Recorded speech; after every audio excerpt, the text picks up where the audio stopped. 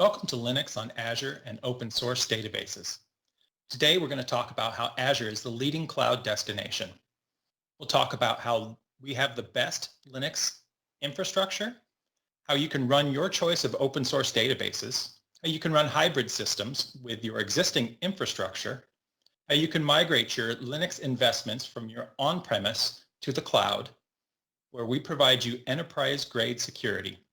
And we'll talk about your migration options. So let's start with an introduction to the current environment of technology changes. The pace of technology advances is accelerating at an unprecedented rate. Breakthrough innovations are causing the volume of data to explode. The data you might get from sensors, social media, applications, and data found across your enterprise. The scale and economics of cloud computing make it possible to capture and harness data, create new and exceptional opportunities for people to organize, innovate, grow faster, and achieve more than ever before. Organizations have the chance to fundamentally redefine the way they engage customers, transform products, optimize operation, and engage employees. But as economies become more interdependent, large-scale events can introduce volatility and uncertainty to global markets. Over time, the frequency of these events has accelerated. How businesses respond in times of uncertainty is as varied as the businesses themselves. Many will slow down operations to operate more cost effectively, while others may lean into new opportunities that may not have otherwise existed. Across this entire spectrum, the ability to cost effectively adapt and scale to rapidly changing conditions and manage the underlying risk is paramount. The same need to cost effectively adapt and scale applies to digital transformation too, as organizations make decisions to either pause, slow down, or accelerate their journeys to the cloud. Companies that embrace the pace of change and manage the risk by adopting cloud services can see substantial improvements in time to market, growth, and overall efficiencies. Your customer needs are changing, and cloud compute workloads are accelerating, and the need to enable more remote access is becoming more important than ever before. By listening to your customer concerns, we have pivoted our thinking in how to represent Azure infrastructure services, and here's how. You may have questions about how to enable remote work and ensure productivity. How can you maintain business continuity? How can you save money? How can you respond to increased cyber threats? And how can you reimagine your business given the new normal of our world? We see a number of concrete reasons that affect the timing of migration projects. The overall goal is to increase speed and create new options for the business. But the process of moving from an on-premise infrastructure to a cloud infrastructure has some specific triggers. Customers might have external events that influence decisions, such as an acquisition, or technology-based events, such as end of support or the need to refresh hardware. Security and compliance have now become drivers for cloud migration because cloud technologies enable businesses to respond faster to evolving threats. Or our customers might be looking at high-level strategy that requires application modernization. Azure is the leading cloud destination. Microsoft Azure is the cloud that lets you turn ideas into solutions with more than 100 services to build, deploy, and manage applications in the cloud, on-premise, and at the edge using the tools and frameworks of your choice. Our track record of continuous innovation supports your development today and your visions for tomorrow. Over the past year, we've launched over 1,000 capabilities on the platform, helping our customers be future ready. The cloud is moving fast. Every week, a new technology is coming out. So it's about meeting new capabilities now and investing in those on the horizon. In the world of data, we are committed to empowering organizations to build on their terms with flexibility and choice, and that includes the freedom to operate anywhere. Nothing is more important than trust, particularly when you're talking about the cloud. We spend $1 billion a year on cybersecurity with 3,500 security engineers who are constantly monitoring your deployments for threats. We've invested ahead of the curve in layers of security with built-in controls to protect your data and close the gaps that attackers can exploit. Trust your workloads to Azure, built upon the most secure cloud with the broadest compliance coverage. Break through the resource constraints of modern application development with limitless scale that goes far beyond other cloud providers. Modernize existing apps or build new apps on Azure with built-in AI-based technologies that power new customer experiences. Azure can help you innovate today, tomorrow, and in the future. We're constantly providing capabilities that can help you meet your needs. Azure is the home of open source momentum. Over 50% of our virtual machine cores are running Linux. Over 60% of our marketplace images are Linux-based. We have over 47,000 customers using Azure open source databases. There are over 100,000 instances of Azure Data Studio with Azure open source data extensions. Azure is truly productive, hybrid, intelligent, and trusted. That's why over 90% of Fortune 500 across industries and geographies and solutions use Microsoft clouds. Azure has a wide open ecosystem for every workload. We have best-in-class Linux and container infrastructure that allows you seamless migration to Linux and container options, and native Linux on Azure experiences with Linux ecosystem partner support. You can have your choice of open source databases ranging from MySQL, Postgres, and MariaDB in fully managed configurations. We also offer Linux infrastructure for SQL and open source databases. You could be hybrid anywhere. Innovation anywhere with Azure for your hybrid architecture gives you 60 plus regions around the world and 700 plus VM size options. And you don't have to give up your existing Linux investments. Our built-in tools and support offer the ability to move your existing software and hardware to the cloud with familiar tools for smooth onboarding. Azure has best-in-class Linux and container infrastructure. We offer unparalleled Linux ecosystem partnership and support. We have ongoing support and solutions developed jointly with Azure partners. We have native Linux experience with enhanced capabilities. Our managed container offerings and Linux enhancements like built-in Azure Tune kernel with tooling of your choice at every step. We have cost-effective options, flexible payment options for your business, including pay-as-you-go and bring your own license. And Azure has built-in security, manageability, and governance. Automated patching, updates, and high availability are built in for you. All of this is built into the Azure ecosystem, backed by the flexibility and hybrid connectivity of Azure. Our investment in end-to-end Linux experience includes two major chunks. At the core is the Azure Foundation. We're greatly investing in getting the fundamentals like performance, reliability, security, and resiliency to benefit everyone using Azure. Foundations is the core where we're enhancing every day, and we're integrating all necessary technology with Azure to make the best experience possible for Linux customers. And we have the full stack view from kernel to workloads and how customers experience licensing, operations, patching, and support. We've been investing greatly at every aspect of this experience and identifying where we can do better. Some of our specialized offerings include Azure Foundation Cloud and Network across Linux distributions. Following Cloud and Net open standards allows us to make VM migration configuration simpler and quicker. Azure optimized kernel for better performance, throughput, bandwidth, and more built-in features such as RDMA and high-speed storage. Image Builder for image customization. Use Image Builder to customize images uploaded to Azure when running specialized mission-critical workloads and reduce the overhead of working with packaging and publishing the image on your own. Shared Image Gallery. Use Shared Image Gallery to manage custom images built using Azure Image Builder or any other image building tools you like. Flexible licensing. Bring your own license or pay as you go using existing enterprise agreements to consume Linux licenses. Operationally, you can use all the tools that you like and prefer, and they'll be able to be used for any Azure deployment, automation, or DevOps. Red Hat Update infrastructure is built and maintained by Microsoft to serve customers with seamless hot patching and updates. Red Hat OpenShift on Azure, co-engineered managed platform as a service OpenShift solution with Red Hat. SQL on Linux. The same SQL Server experience from Windows is now available on Linux. Azure Active Directory for Linux.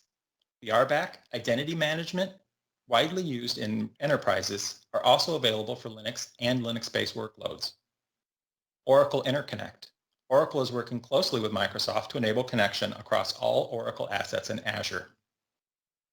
support troubleshooting. We offer co-located integrated support for SUSE and Red Hat to get a one-ticket to solution experience, solving technical problems quickly. Red Hat Bring Your Own Subscription enablement to provide you with a simple solution when you need to use your own subscriptions on Azure. On Azure, you can run your choice of open source databases. Azure Open Source Database Service provides you with fully managed community databases like MySQL, Postgres, and MariaDB. We give you better total cost of ownership, built-in intelligence for optimized performance and security, and enterprise scalability with hyperscale, scaling Postgres across hundreds of nodes. All of these solutions are secure and compliant with advanced threat protection and Azure IP Advantage. They all integrate with Azure services, giving you a streamlined experience for open source frameworks and languages. Running your open source SQL workloads on Azure gives you the lowest total cost of ownership with built-in high availability. Take advantage of Azure to maintain business continuity at a 15% cost savings compared to AWS RDS.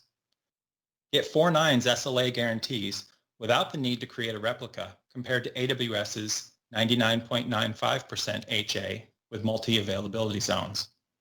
Optimize your infrastructure cost by right-sizing your instances based on workload demands. Reduce development and DBA costs associated with performance, troubleshooting, and alerting. Based in Seattle, Washington, GeekWire is a rapidly growing technology news site with global readership. In addition to covering the latest innovations, GeekWire serves the Pacific Northwest tech community with events, a job board, startup resources, and a weekly radio show. As its popularity and traffic increased, so did their performance concerns. GeekWire decided to migrate their WordPress site to the Microsoft Azure platform for better scalability and performance. They removed the pain of patching, scaling, and backing up their database and allowed them to focus on their application. With fully managed services for Azure databases, the company can scale on demand while cutting costs 45%. SQL Server for Linux on Azure virtual machines give you the best total cost of ownership. You'll pay up to 84% less than Amazon Web Services. It's the industry-leading database, enterprise-grade unified data platform. High performance on any operating system, whether it's Linux or Windows, with built-in security and manageability. Azure SQL Server VMs on Red Hat Enterprise Linux outperform AWS. Ergonomics firm HumanTech uses SQL Server on Linux to reduce costs and boost efficiency. With SQL Server on Linux, we gain a world-class database product running in the environment we want. We're no longer limited by the underlying operating system. For us, that's a breath of fresh air. Azure databases for MySQL, Postgres, and MariaDB are fully managed, enterprise-ready community database as a service to help you focus on your app, not your database. You can protect your data with greater manageability and security. Speed your queries and insights with better performance and intelligence. Deploy your applications globally in minutes. Save time with our built-in tools and resources. And improve your total cost of ownership with built-in features for high availability, performance, and security.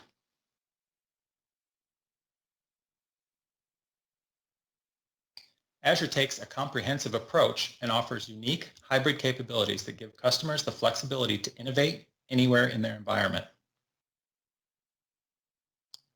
Enabled by Azure Arc, you can bring Azure services to any existing infrastructure, including other clouds that you are using. So you can take advantage of cloud benefits everywhere, such as scalability, fast deployment, and always up-to-date cloud innovation.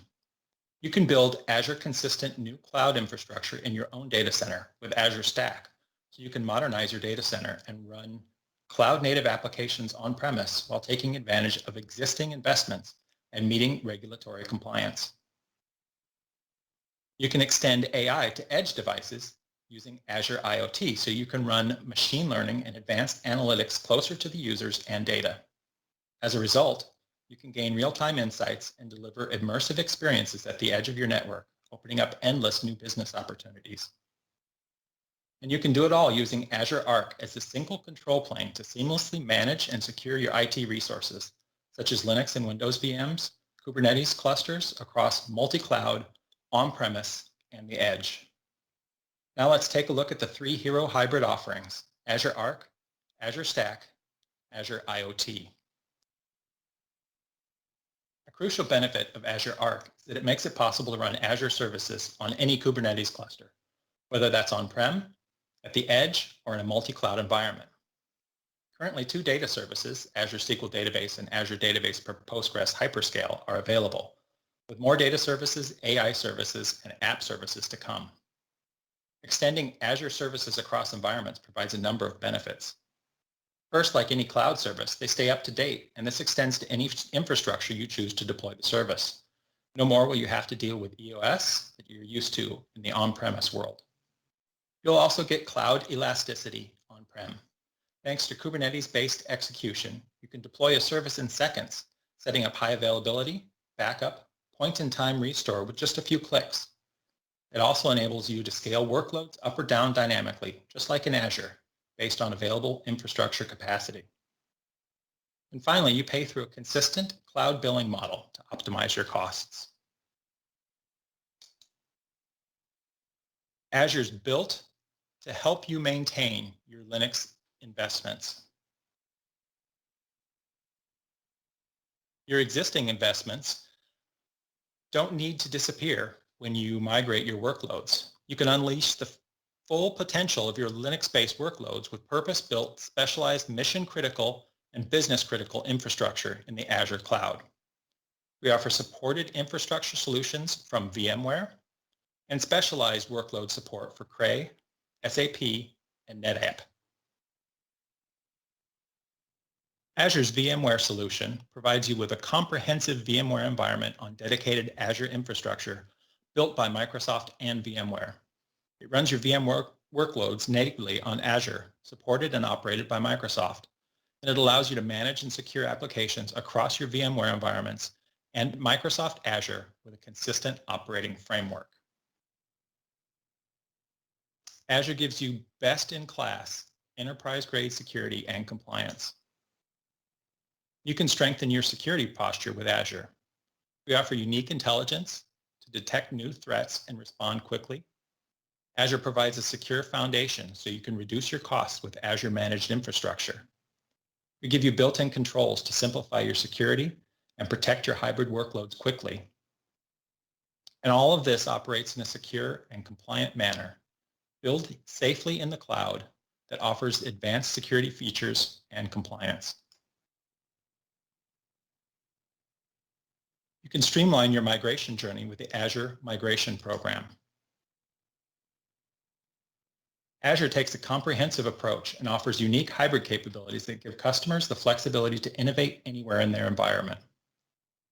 Enabled by Azure Arc, you can bring Azure services to any existing infrastructure, including other clouds you're using, so you can take advantage of cloud benefits everywhere, such as scalability, fast deployment, and always up-to-date cloud innovation.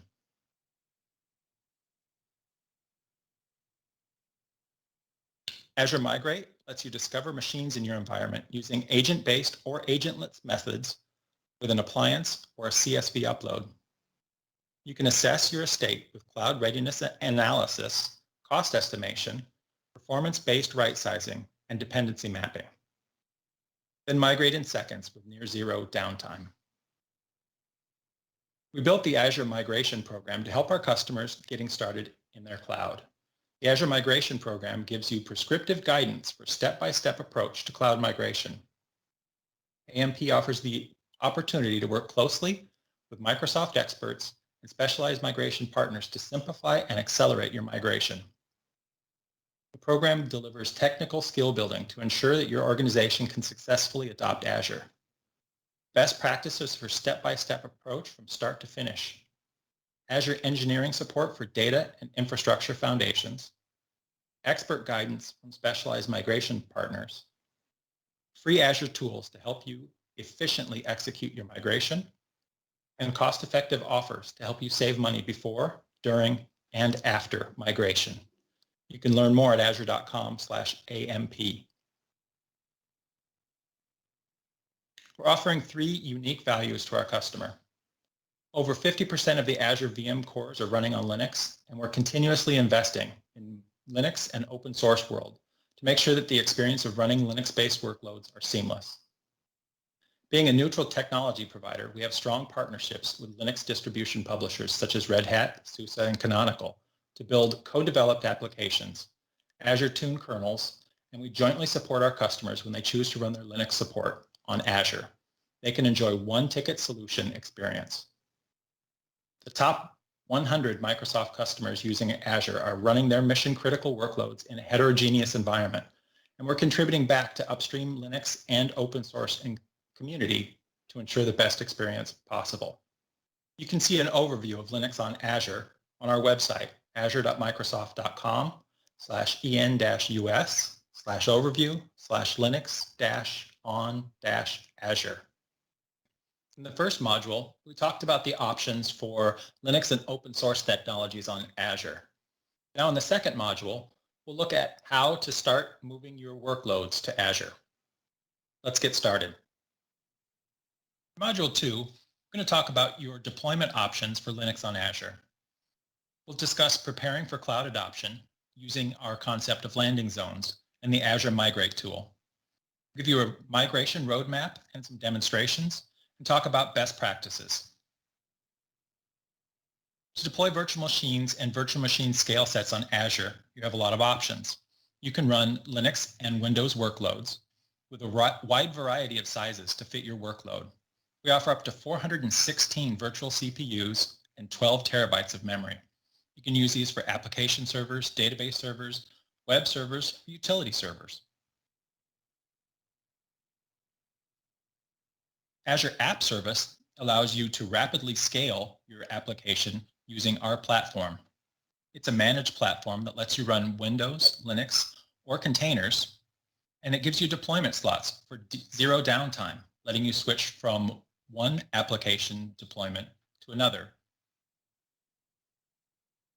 You can use these to meet security, performance, and compliance requirements for high-demand web applications.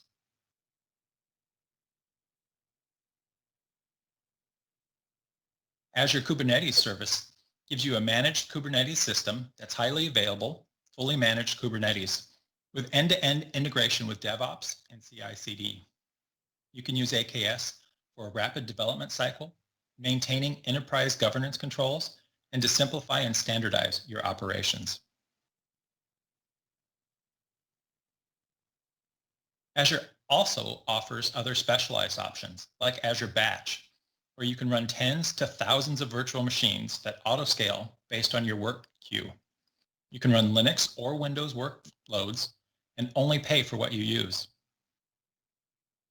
Azure Container Instances give you rapid deployment of containers in the cloud with no infrastructure overhead. You have per second billing and a familiar Docker-like container workflow. Our Azure VMware solution lets you move your in-house VMware workloads to the cloud. And for really advanced workloads, we offer Azure Cycle Cloud with high-performance computing and big compute clusters.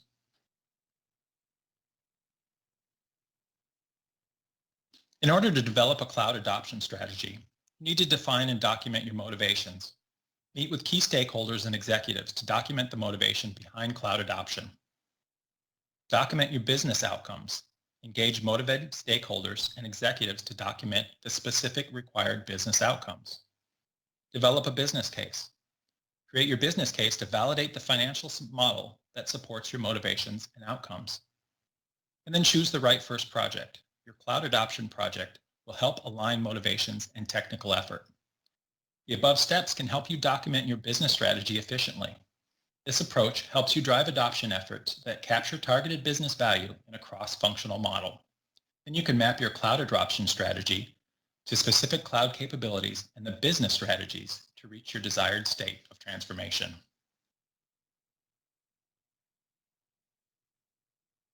Each methodology on the previous slide is part of a broader cloud adoption lifecycle.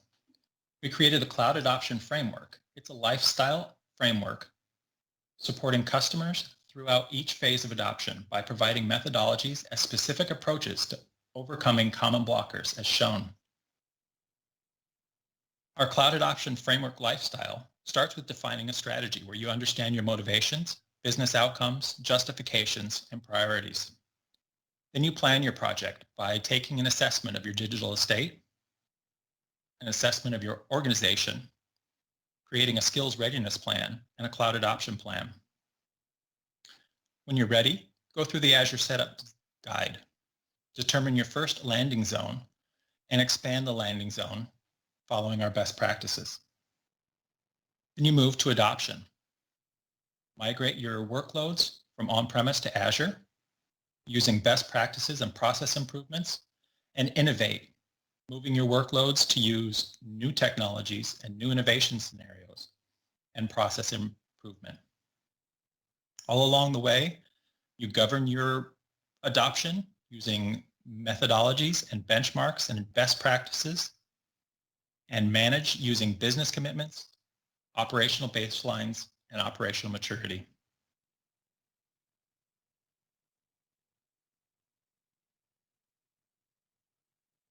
So let's talk about Azure landing zones.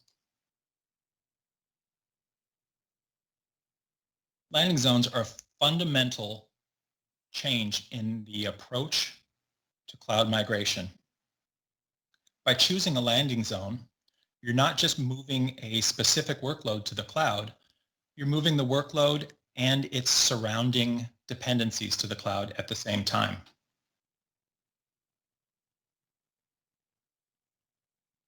With a landing zone, we configure scale, security, governance, networking, and identity for the migration target environment.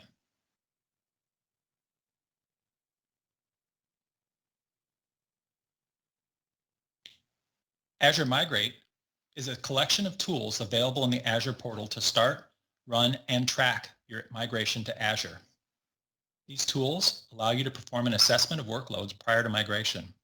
You can determine the dependencies of your workloads and ongoing migrated workload costs. We offer support for ISV offerings for assessment and migration from several external vendors.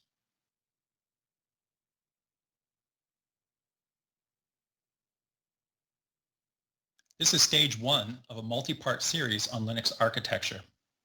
In stage one, we talk about virtual machines and automated setup and partially automated provisioning with an eye towards positioning you towards growth. In later stages, we'll add load balancers, virtual machine scale sets, backups, and disaster recovery, containerization and orchestration, and end with security, monitoring, and CI/CD.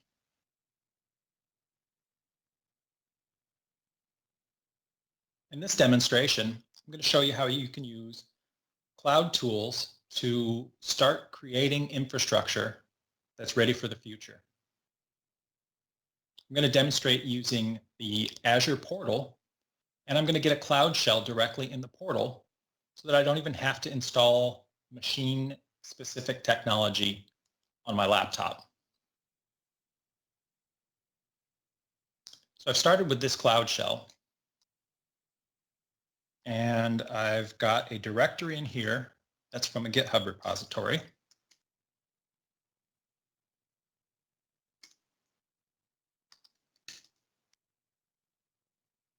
Let's take a look at what's inside.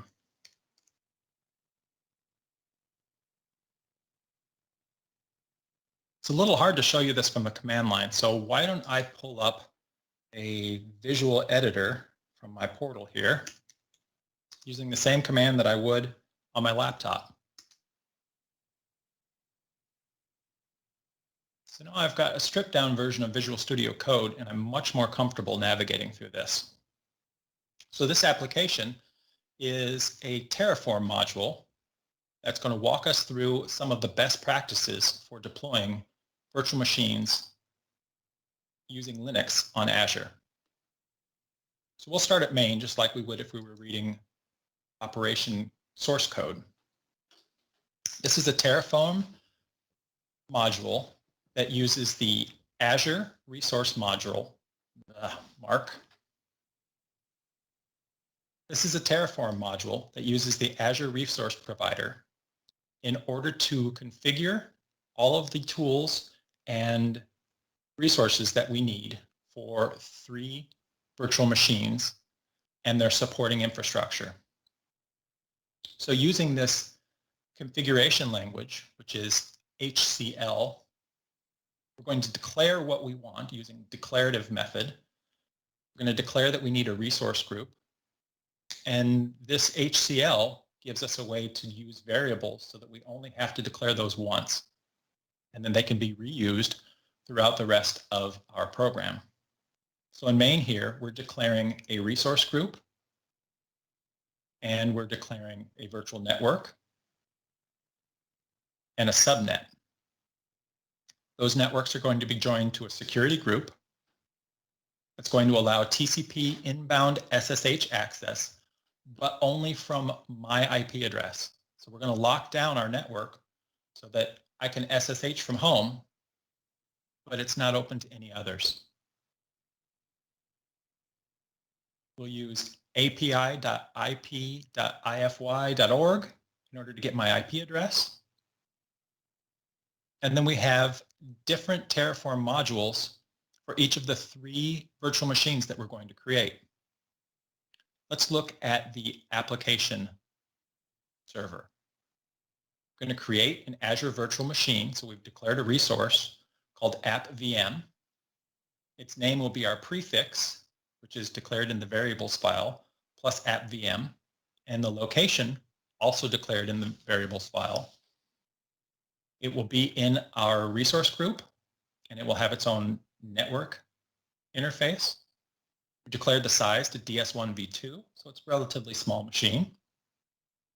And we're going to use Azure's support for Cloud Init to create a Cloud Init configuration that will get run as soon as the app server is provisioned. Let's take a look at that Cloud Init. This is standard cloud config format, and it tells the operating system what to do immediately after it's provisioned. So we're asking it to update its packages. So if this is an Ubuntu machine, it's going to run apt-update, and it will upgrade its packages if there are any that are out of date. We're also declaring that the ephemeral disk that is attached to all Azure virtual machines be provisioned with a master boot record and reformatted so that it's used as our swap machine. Remember, the ephemeral disk that's attached to every Azure virtual machine is not guaranteed to be persistent between reboots. So it's a perfect disk to be using for swap.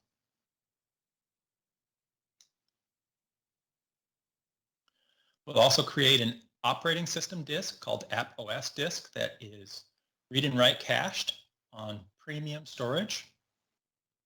And we'll use the Ubuntu server at its latest version for the operating system image that will be installed on the machine. We'll create an admin account using the username and password declared in our variables file. We'll disable password authentication, so it will require SSH keys for access. Those SSH keys will be pulled from our variable file. We'll create a managed disk, attach the disk to the virtual machine, attach the network to our subnet, attach it to our security group, and assign it a public IP address, which we're capturing so that we can look at it later. We'll associate the network interface to our network security group so that any changes we make to network security in the Azure portal will be applied to the entire group of virtual machines. And we'll store the IP address for that app server. The web server looks very similar. Same specifications. The only difference in the web server is that we're using a different cloud config. In this cloud config, we've asked it to install Nginx. And then our database server, similar specifications and setup.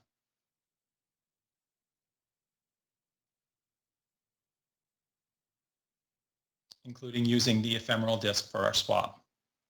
So let's take a look at the variables that are included in here.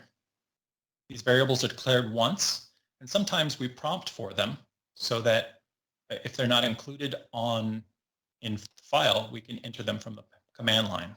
So we've declared that we want to use East US2 as our region. Our admin user name I've decided will be BJK, which are my initials. We'll prompt for a password. And we're going to use stage 0 as the prefix. So all of the resources that get created will have stage 0 prepended to the resource name. And we'll create tags so that in Azure Portal, we can search for these resources by looking for tag of iteration equals 1. The SKU for our machines will be 18.04-LTS. So we're declaring which version of Linux we're going to run. And then the SSH key that we're going to use is the one that's in my Azure portal in my cloud account. So this is where the rubber meets the road. We're going to go see how this works. Let's go into stage 1 directory. Let's type Terraform plan. Terraform plan takes a look at the configuration that we've declared here. It uses my credentials for my Azure account, and it checks to see if these resources that I've declared are already available and what state they're in. So it's asking me for an admin password. This is the password that's going to be used for Terraform locally and for the administrator account on the server. So I want something that's really secret. So let's use a nice secret password.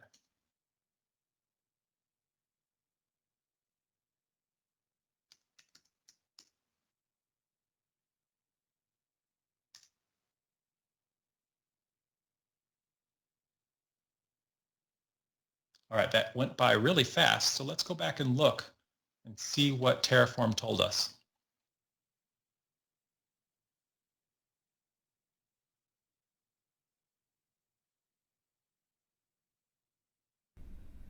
All right, so our Terraform configuration managed its dependency graph and determined that we needed to make IP addresses for each of the machines first. So it decided that it needs to create IP addresses for the app server and the database server and the web server. And we won't know what those are until we've actually applied this plan. We're going to create a security group. We're going to create a security group for each of the individual machines and one for them together. We'll paste in our SSH key and send that to each of the servers. Create operating system disks for each of the machines. And configure the disk assignment and how they're attached and where they're attached. The cloud config will be sent up. The network connections will be configured. And all of this is determined from those Terraform modules that I created. So once we've looked at this and decided that this is what we want to do, we can type Terraform apply.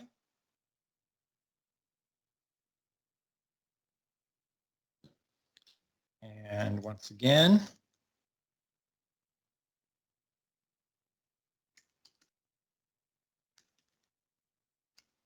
very secret password.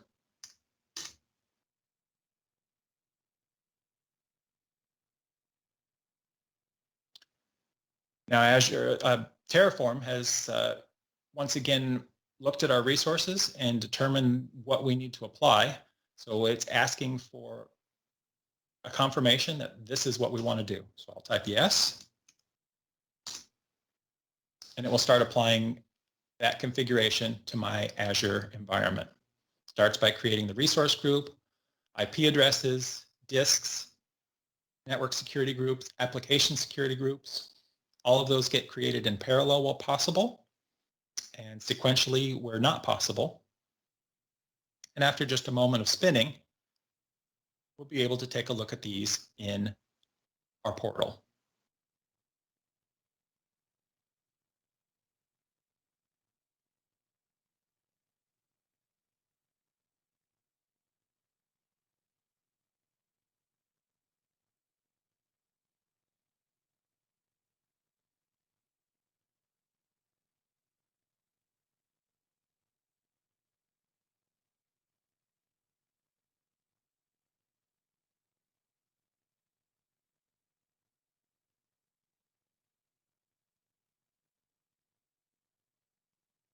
The virtual machines are now created and the disks are being attached to them.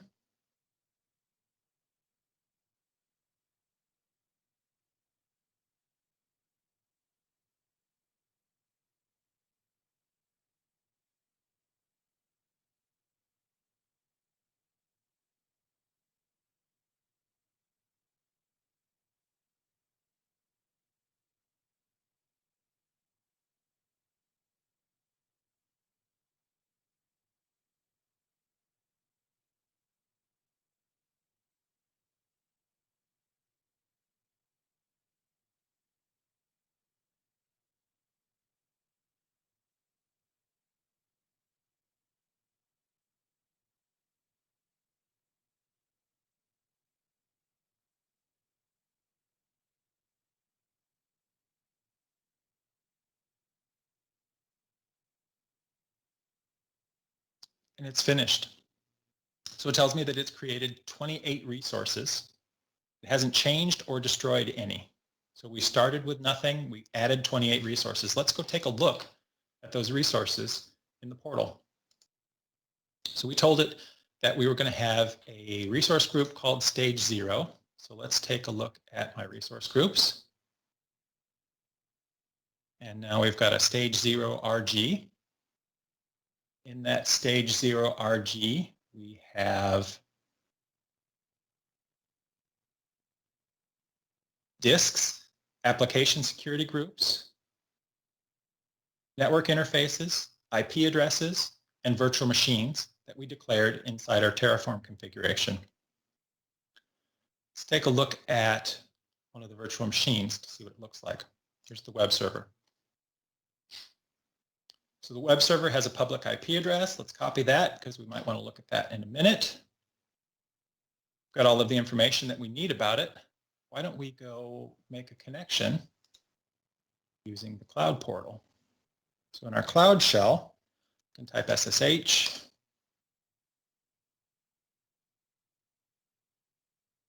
And paste in the IP address.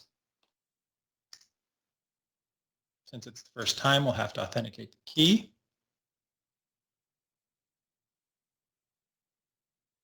And you can see that we've got a machine that's already provisioned for us. Let's see what's running.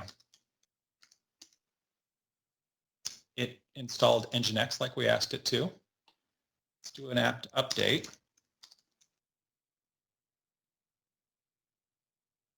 Everything's fresh, so the apt update and apt upgrade worked.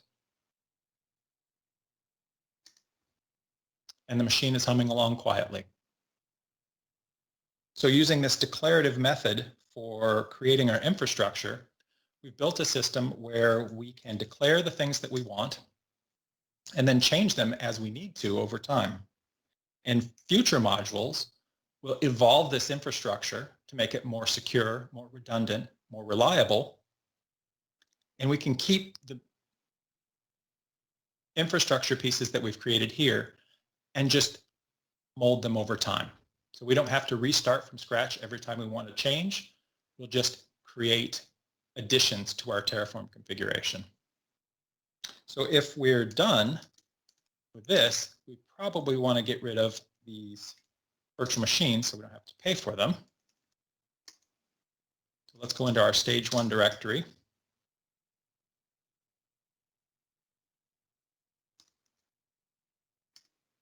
And we'll type Terraform destroy. We need to use the same password.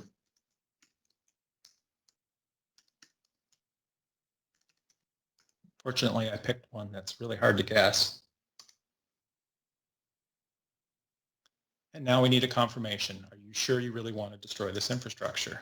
Yes. So in reverse order, it's going to destroy all of the pieces that it provisioned.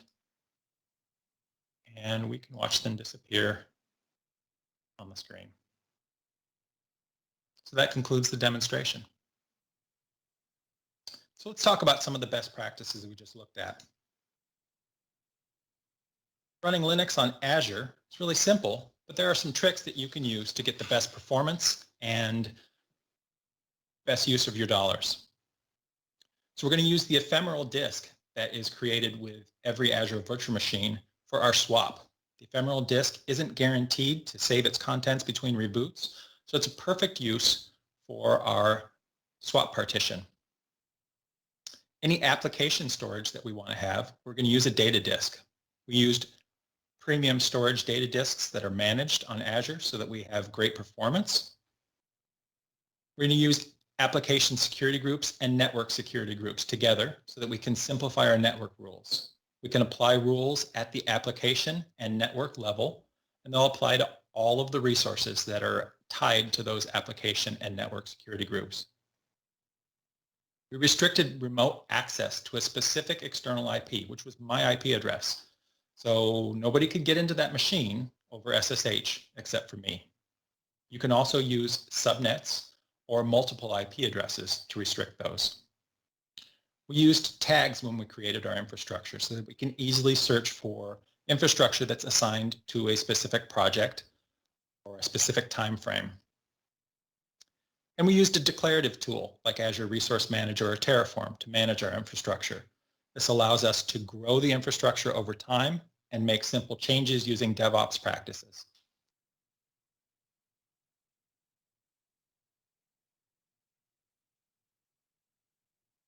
In summary, a well-planned cloud migration will be more successful than an ad hoc migration.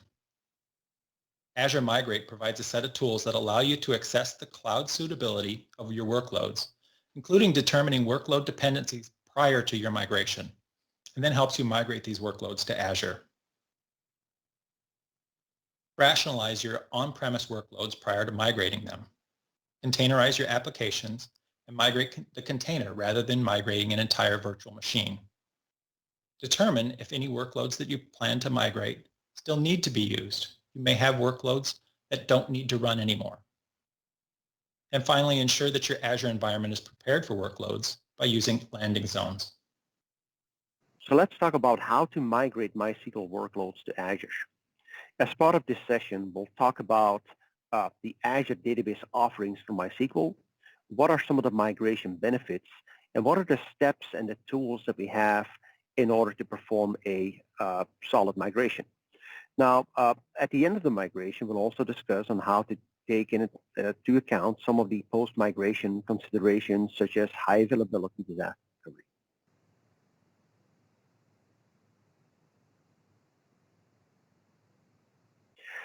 So Azure offers a variety of options of open source database technologies, and of course you deploy to opt your database in a virtual machine using Azure, but the core opportunity to really develop new applications and migrate your existing workloads sits in the ability to implement each of these open source databases as a platform as a service, which will allow you to take full advantage of the Azure capabilities. By leveraging these Azure features, such as local or geo-redundancy, you can really build data application and solutions at scale at a low cost and take advantage of industry-leading security and compliance features such as the advanced threat protection. The strong integration of Azure SQLDB for MySQL within the Azure ecosystem allows you to build your applications faster and build innovative solutions you can safeguard by using the Azure IP advantage. Let's have a look at these migration benefits and what these bring you. So customers don't use databases, they use applications, and the Azure Database services are deeply integrated with the Azure services such as web apps, which provide a streamlined provisioning and management experience for the most common open source frameworks and languages used in MySQL today. Azure Database Services MySQL is a unique public cloud managed open source database offering in which we provide 99.99% SLA on all pricing tiers at no additional cost to you, the customers. This is achieved through the unique architecture of Azure Database Services platform that enables bringing up new database servers in the event of a server fail or in the event of disaster recovery when needed. When we think about security, protecting your innovation in the cloud, reducing risk, and innovate with competence operating with freedom in the cloud, Azure IP Advantage provides the industry most comprehensive protections against IP risks. We'll do that by implementing control access using secure SLS servers, firewall rules, and VNets, but also by implementing built-in encryption for data at rest or backup in motion and at rest. The Azure offering for MySQL, of course, is following the leading compliance offerings such as SOC compliance, ISO compliance, and meets all the regulatory requirements such as HIPAA. Azure Database for MySQL automatically creates server backups, so it's a built-in backup and restore capability, and store them in user-configured locally redundant or geo-redundant storage, being able and give you an opportunity to restore to a point in time. Monitoring the data about your servers helps you to troubleshoot and optimize your workloads. And we have many options available for monitoring or providing insights into the behavior of your servers. Azure Database for MySQL provides various metrics that give you the insights into the behavior of the resources supporting the MySQL servers. Each of these metrics is emitted at a 1-minute frequency and has up to 93 days of history. And you could fully configure these alerts and metrics for step-by-step guidance on how to set up alerts. We'll point you out to some additional resources that you'll be able to leverage as part of that. Now, query performance insights will help you to quickly identify what your longest running queries are. So it's very easy as a database administrator to identify those, how they change over time, and what weights are affecting them. The advanced threat protection capabilities detects anomalies within database activities which might indicate potential security threats such as injection attacks, and the new layer of security enables you to detect and respond to these potential threats as they occur by providing security alerts or anomalous database activity. The advanced threat protection makes it actually really simple to address using the Azure for Database Servers integration within the Azure Security Center all up without needing to be a security expert. For application developers, the Azure Integration provides key integration with popular frameworks like Drupal, Django, but also popular programming languages like Python and so on. We've done work to really make it simple for application developers to both provision applications on open source databases by building a connection in Azure App Services or with other services on Azure. Several of our customers have interesting solutions built around this, being able to leverage advanced analytics and AI capabilities as part of their broader solution architecture and scenario. Customers build these solutions with Azure Database for MySQL while taking advantage of the Azure global reach of 60+ Azure regions where they could spin these services up and bring them closer to the users. Needless to say that this is one of the core reasons that customers want to migrate from on-premises or private cloud environments to Azure and taking advantage of the Azure Database Migration Service to be able to do online migration to Azure without the application taking any downtime. And we have a closer look on how that actually works as part of our migration steps. Now, when we think about the guidance on performing migrations, we actually built a very comprehensive database migration guide that is available for you to identify the path or the recommendation to drive the data migration forwards. So the database migration guide allows you to pick and choose what's the migration strategy that we'll be using from what source to the other, and will then access and give you insights into the right steps and the right points as part of the migration. Now, when we think about migration, there's a lot of aspects you have to consider prior to starting a migration.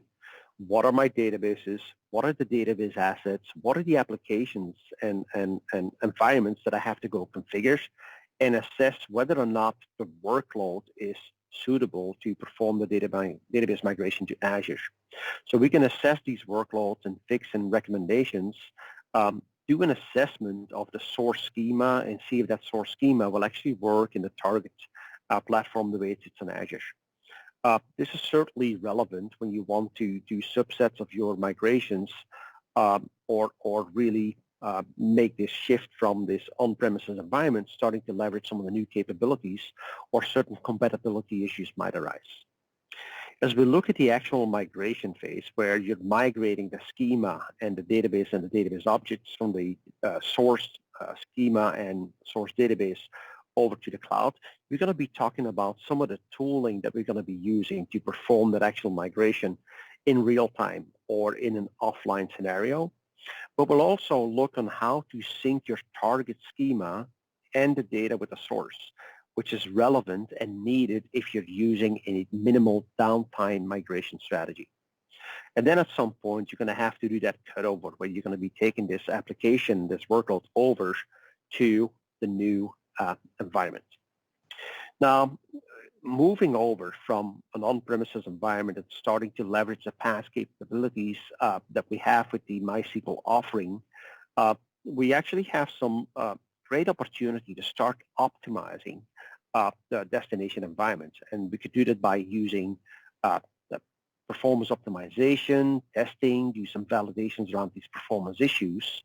And of course, this is a circle of continuous optimization and improvement that is very common in some of these scenarios. How do you remediate applications? How do you run performance testing? And really, how do you optimize? So let's have a look in a bit more detail on what that migration flow will be. First of all, on your source MySQL instance and database, you're going to be configuring and preparing the MySQL environment to then move over. And there's quite some due diligence that you want to do that needs to be performed. This includes analyzing the data, look at your hosting environment and application workloads, and then validate whether this and what the landing zone on Azure is going to be. So one of the steps that we'll be doing first is provision the Azure destination, which is the target landing zone environment, is the final resting place of your cloud migration project.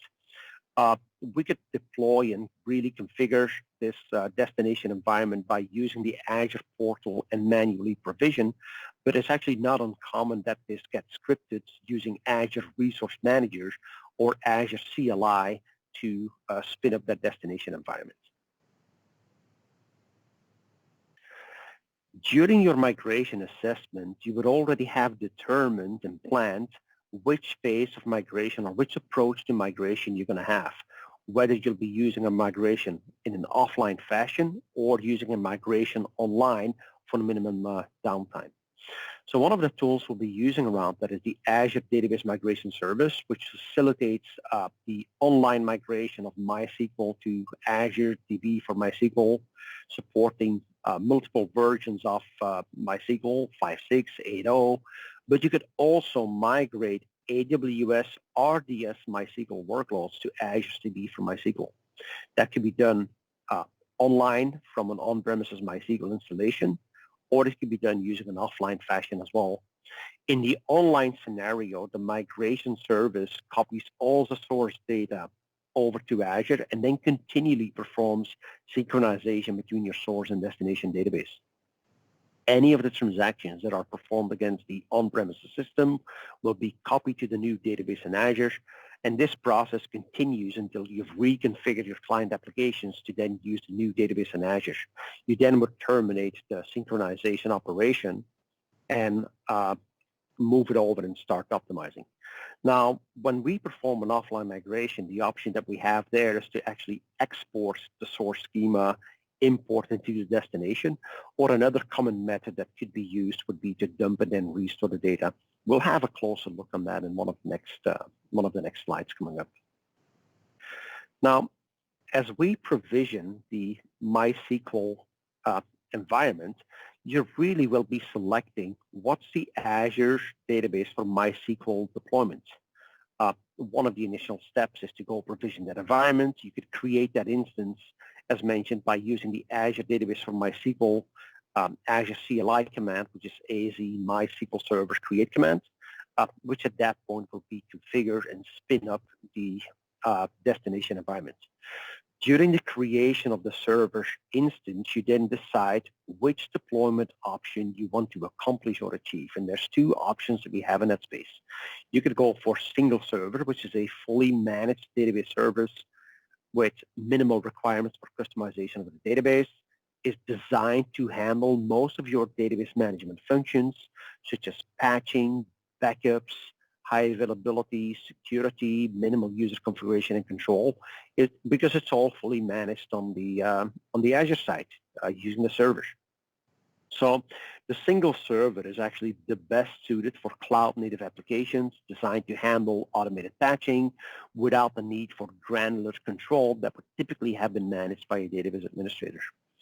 Now, what else you could do is you can decide that you would like to deploy a flexible server option. The flexible server option is really giving you more granular control with maximum control for the maintenance windows, high availability, zone redundancy, and so on.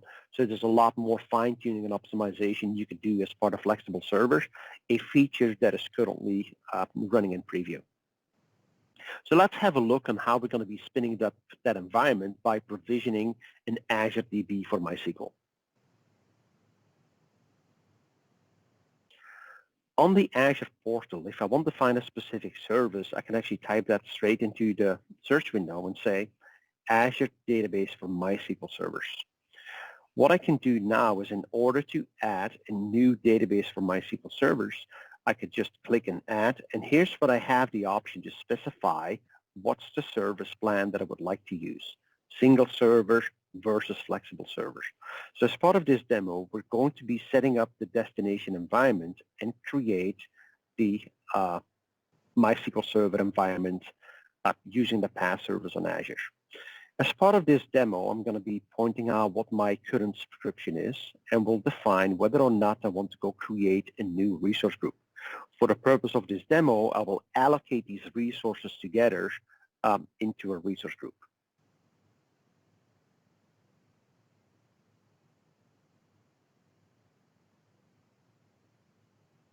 As I create a new resource group, then I would specify the server details. And here's where you have the option to also configure whether or not you want to restore this from a previous backup.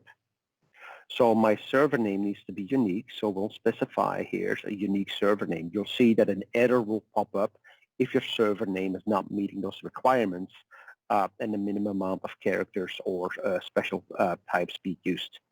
So let's call this name, the server name, I like MySQL on Azure as the name of my servers, and a validation is done and seems to be validated and fine. Next step I would specify would be the location of the server. So I'm going to put this server into the US East region, and I can then determine what the version of MySQL is that I would like to run. In this example, I'm going to be using the version 5.7. When you think about defining compute and storage, here's where you're going to be specifying how many CPU cores and what's the maximum storages that you could put as part of this MySQL server. Of course, you have the ability to look at a basic deployment, general purpose, or a memory optimized, which allows you to optimize up to 32 vCores, really giving you some high performance, predictable I/O performance over each of those cores. Of course, I have the granular capability to also identify storage and could specify whether or not they want to have storage options configured to automatically grow the storage. We'll have a closer look in the backup retention period, which by default is 7 days, which means the automated backup will be retained for 7 days, but I have the ability to expand that all the way to 35. Now, as we talked about the capabilities around the Azure platform, we also said we have the option to provide by default local redundancy, or we could do geo-redundancy on that server as well, which allows us to do recovery from a regional outage or disaster if that were to be happening into a dedicated data center. For the purpose of this demo, I will just keep the defaults and click OK. Of course, I have to specify what's going to be my administrator account, so we'll do SQL admin. It actually gives you advice on what admin accounts could not be used, and then we'll specify a password, confirm that password. Before we go to the additional settings.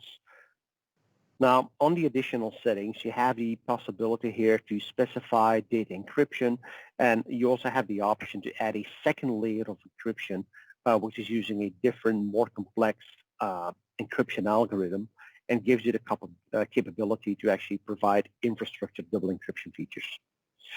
One of the things that you see happening quite common as well is that as part of the creation of the servers, you can set some specific tasks and tagging, which would be used in order for you to keep better track of reporting or keep better track of any additional resources. Think about if you're running this infrastructure for a larger environment or a larger enterprise, you might be able to do some dedicated tagging to the business unit or the business group that is taking use of this server. Now, prior to creating the servers, you'll have a full review of, hey, what are we accomplishing and what are we installing here? You have the view of the which subscription, what's the name of the resource group, what's going to be provisioned in your username and password. And what actually is really nice here at the bottom is you can download a template for automation. The moment you click on that automation option here, it will give you an Azure Resource Manager template that you could then use to do templatized deployments in the future, or you have the ability to just download it and then roll it out at any later stage in case you want to recreate or whatever you want to do after that instance is created. Now, spinning up this infrastructure is as simple as just hitting create, and my deployment at that point will be initialized, kick off the deployment process, and I have the ability to then go track the downloads and download the deployment details specifically from this deployment.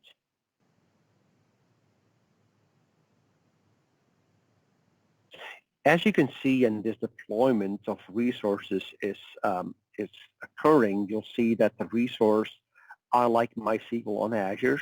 It's a MySQL deployment, has currently been accepted, and I can actually monitor the operation details of that as well and look at the stage on what the process is and where it's running. You'll have this continuous refresh happening in your portal here that will keep track of the deployment. And once this is then deployed, of course, you will be able to configure that server connect, which then allows us to start doing the necessary initialization to consider the migration progress. So let's have a look back at the presentation and talk about these migration tools and capabilities that we have around this. So let's have a look at migration tools. One of the common tools we'll be using to perform migrations is Azure Migrate. Azure Migrate provides a central hub of tools to start, run, track, and analyze your migration journey to Azure. It's a free Microsoft service with the tools for each scenario available without any additional licensing cost. The Azure Migrate Hub integrates Azure services and partner solutions to maximize your options and your decisions.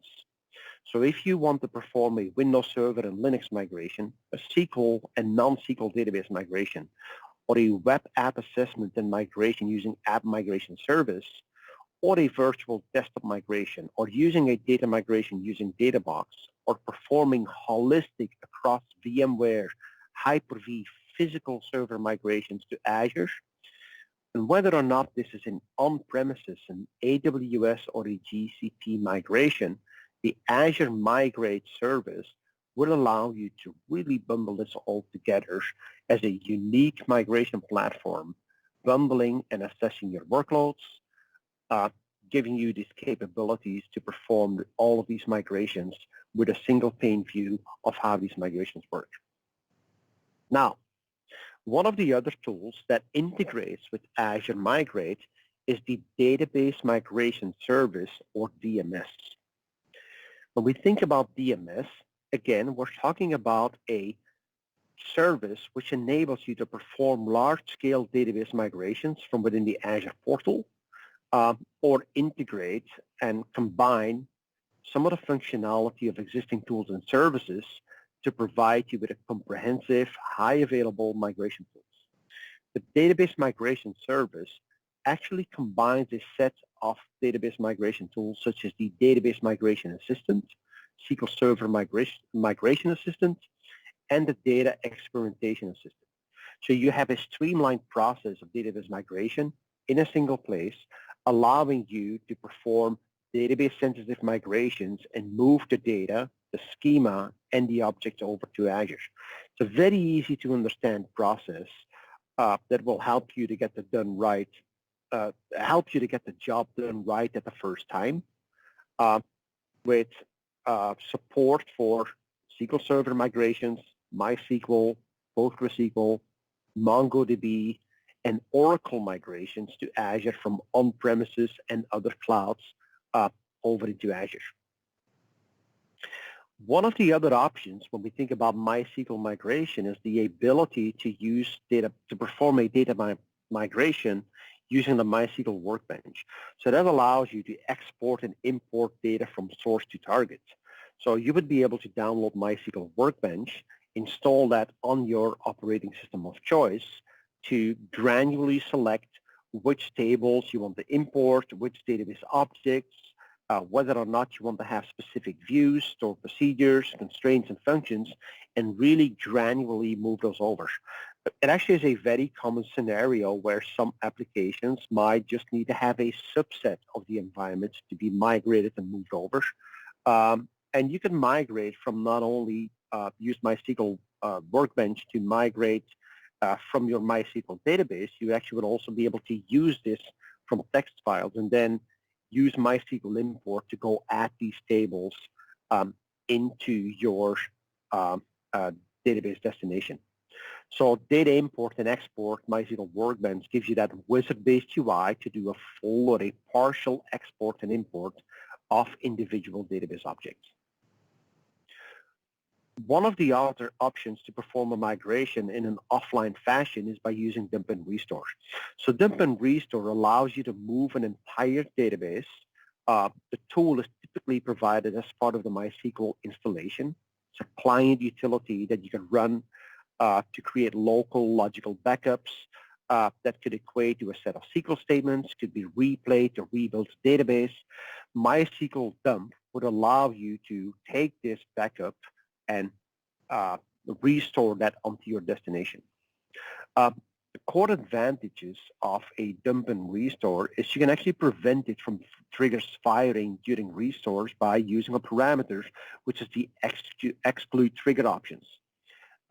One of the common best practices when performing such migrations using dump and restore is you don't want those triggers to be refired on the destination database, and therefore that option could be used.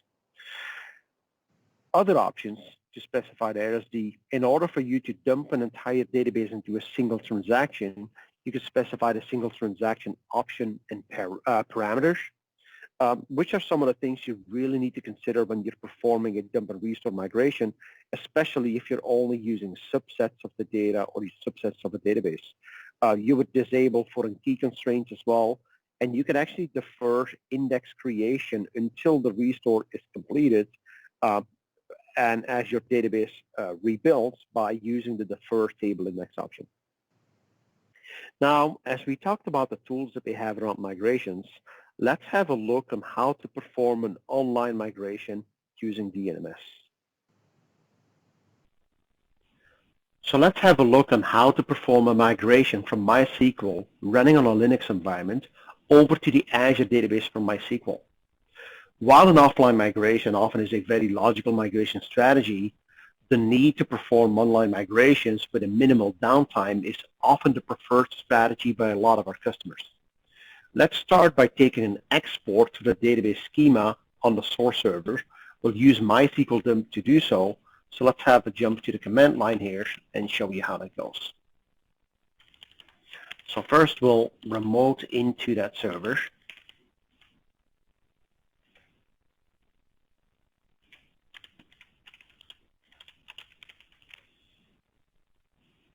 As we're logged in, we'll use MySQL dump.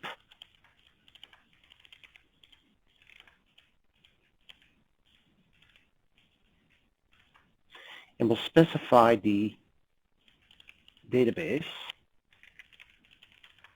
and the no data option, indicating that we just want the schema.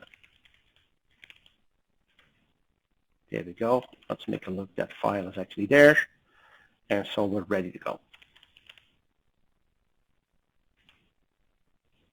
Next step, we'll copy over the script to the local drive, so then I can use that to then create a database and import the schema onto the Azure DB from MySQL.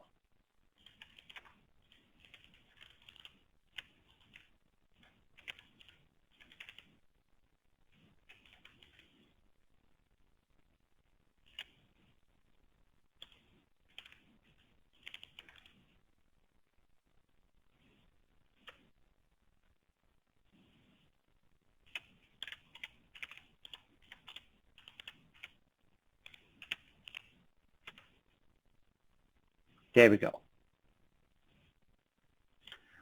So as I indicated, prior to starting a migration project with the data migration service, we have to create a destination database, and then we'll import a schema. Of course, I can use a create SQL statement and add this to the existing schema creation. But what I can do is also want to show you some options and a variety of tools that you could use to create a database. In this case, we'll use Azure CLI, and let me show you how that works.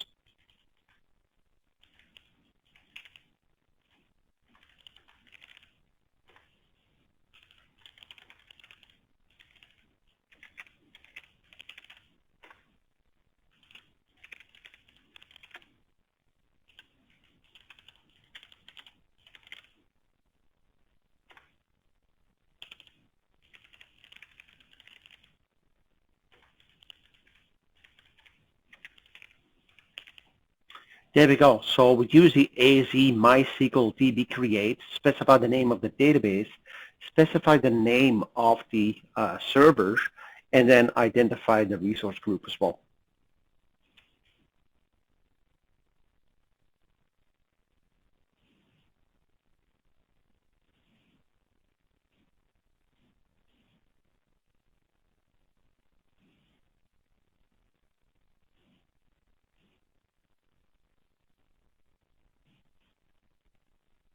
And as you see, the output of this will now jump over to MySQL Workbench to run the script and deploy the schema.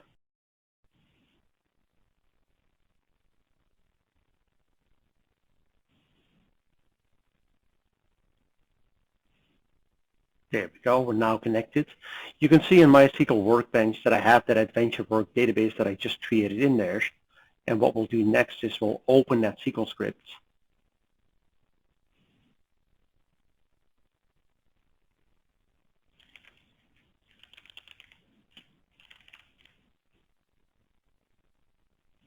And we'll run this entire script.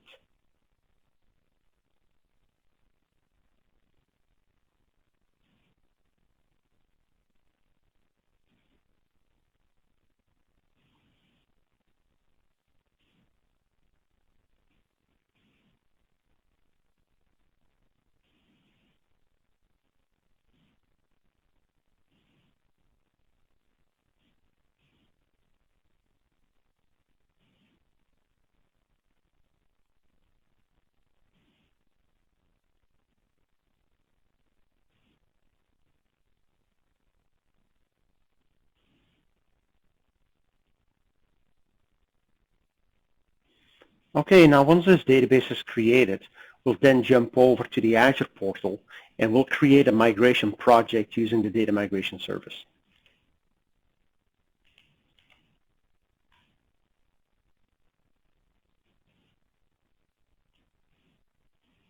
So we'll switch to the resource group. And what I can do is we can go to Azure Database Migration Services and create a new service. So that would be as simple as just adding a new service, run through the wizard, specify resource group, what's the service name, the service mode and the pricing tiers, specify networking, and that gets provisions. We'll have a closer look on how that's done in the next module. I actually already created the Azure Database Migration Service. And so we can go straight to a new migration project. And it's in this migration project that we specify our source servers, connect to it, we specify our destination, and then perform the actual migration.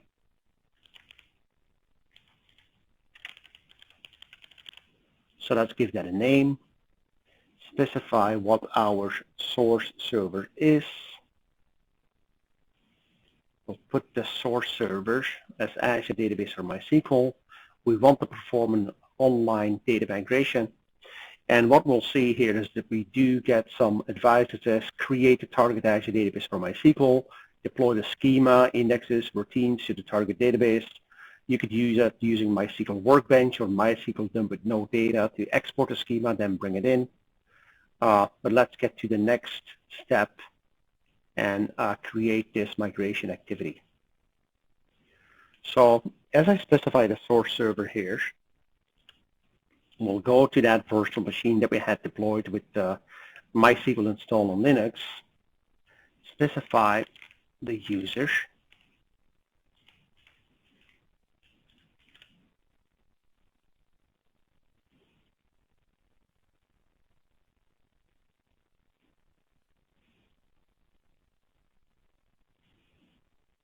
and you see that there's validation that we can actually connect to the source server.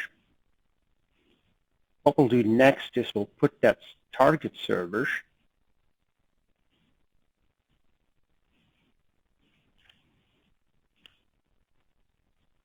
specify the username for that as well.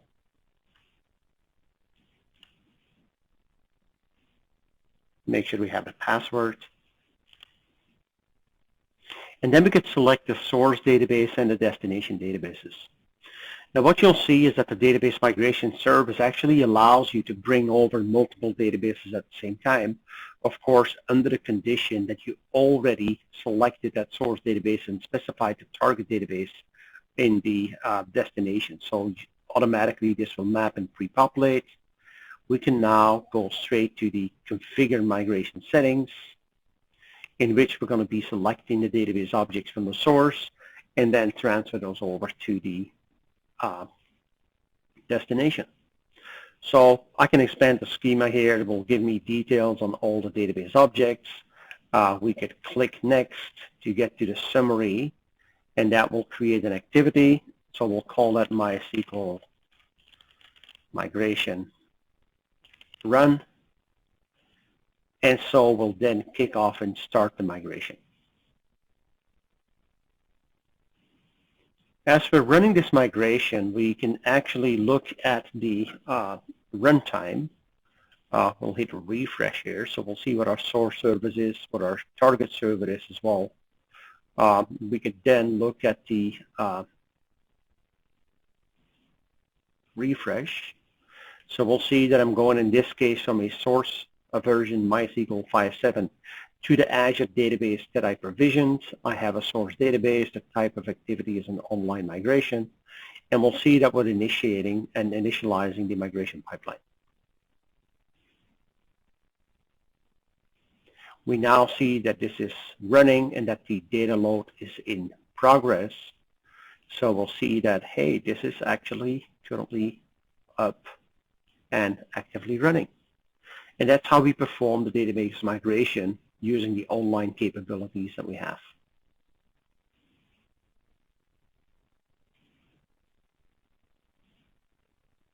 Clicking into the details, you'll then see that the database has done a full data load. If there were to be updates coming to the database, you'll see that will be reflected in the incremental data sync. So these tables are now in sync and will be synchronized until the moment you decide to cut over. After some testing and validation, probably the next thing you want to do is start the cut over. So that will take all the incoming transactions from the source database and stop them, and wait until all the pending transactions have been applied to the target database. At that time, pending changes counter will be reset to 0, and I can then redirect my application logic. So we'll click apply.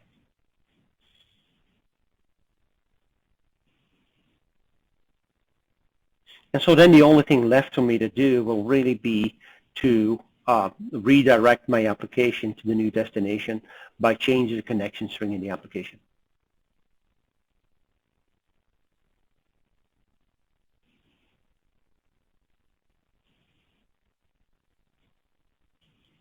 And looks like our migration is completed. Now, of course, next step is we can then start taking advantage of the capabilities that we have with this MySQL deployment. And so let's have a look at this Azure Database for MySQL and look at some of the capabilities that we have here. Okay. At this point, I would actually be able to enable advanced threat protection, set up intelligence query performance monitoring, or set up read replicas on that server as well. And just to show you on how easy it is to actually create a replica, I'll just specify the add replica feature here and then indicate a server name and location. So we'll give that a name and say, this is I like MySQL on Azure 2. It validates the server name is available, and then I can specify any of the regions that are supported to set up a replica server. This is really a great way to bring your data closer to the users, having a read-only replica available for reporting purposes and so on. Okay, let's get back to the presentation. As we just completed our migration using Database Migration Service, now let's have a look and think about some of these post-migration considerations. And one of the first considerations we need to have is related to business continuity and disaster recovery. By default, the 7-day backup retention was set as part of our deployment process, so I can go into the Azure portal and actually change that retention policy to 35 days. Now, one important thing to realize is that when we enable geo-redundancy, you can only do this during server creation. So if you were to enable or need to enable geo-redundancy post-deployment, you would actually have to restore the servers, and at that point in time, you would be able to initiate geo-redundancy as well. Now, one of the great features of the Azure Database offering for MySQL is the ability to establish what we call read-only replicas. And the read replica feature allows you to replicate data from Azure SQL Database for MySQL to a read-only server. You can replicate from the source servers to up to 5 replicas and really bring data closer to the users for some specific workloads. The replicas are updated using asynchronous MySQL engine's native binary log file position, which is a very common replication technology within the MySQL environment. So the replicas are new servers that you manage similar to regular Azure Database for MySQL. And for each of the read replicas you established, of course, you will be built for the provisional compute and vCore storage and usage. Now, this is a very common scenario in environments where you have read-heavy workloads that you could then eventually load balance, such as BI reporting, social media, web apps, and analytics. A very common scenario for you to explore post-migration. Now, as we talked about query performance and your ability to identify how well or how poor some of your database assets are performing, you could use the Query Performance Insight tool that will help you to quickly identify what the longest running queries are, how to change them over time, and what weights are affecting them. This monitoring is directly established by setting up Query Performance Insights, and you could look at the aggregation of results and view additional query outputs directly within the Azure portal by analyzing these workloads. We talked about the Azure performance capabilities and metrics using Performance Insights. What else you could do is you could also do performance recommendations directly within the Azure portal. And so the performance recommendation features analyzes your database to create customized suggestions for improved performance. So that means by enabling query store onto your servers, you would fully utilize performance recommendations.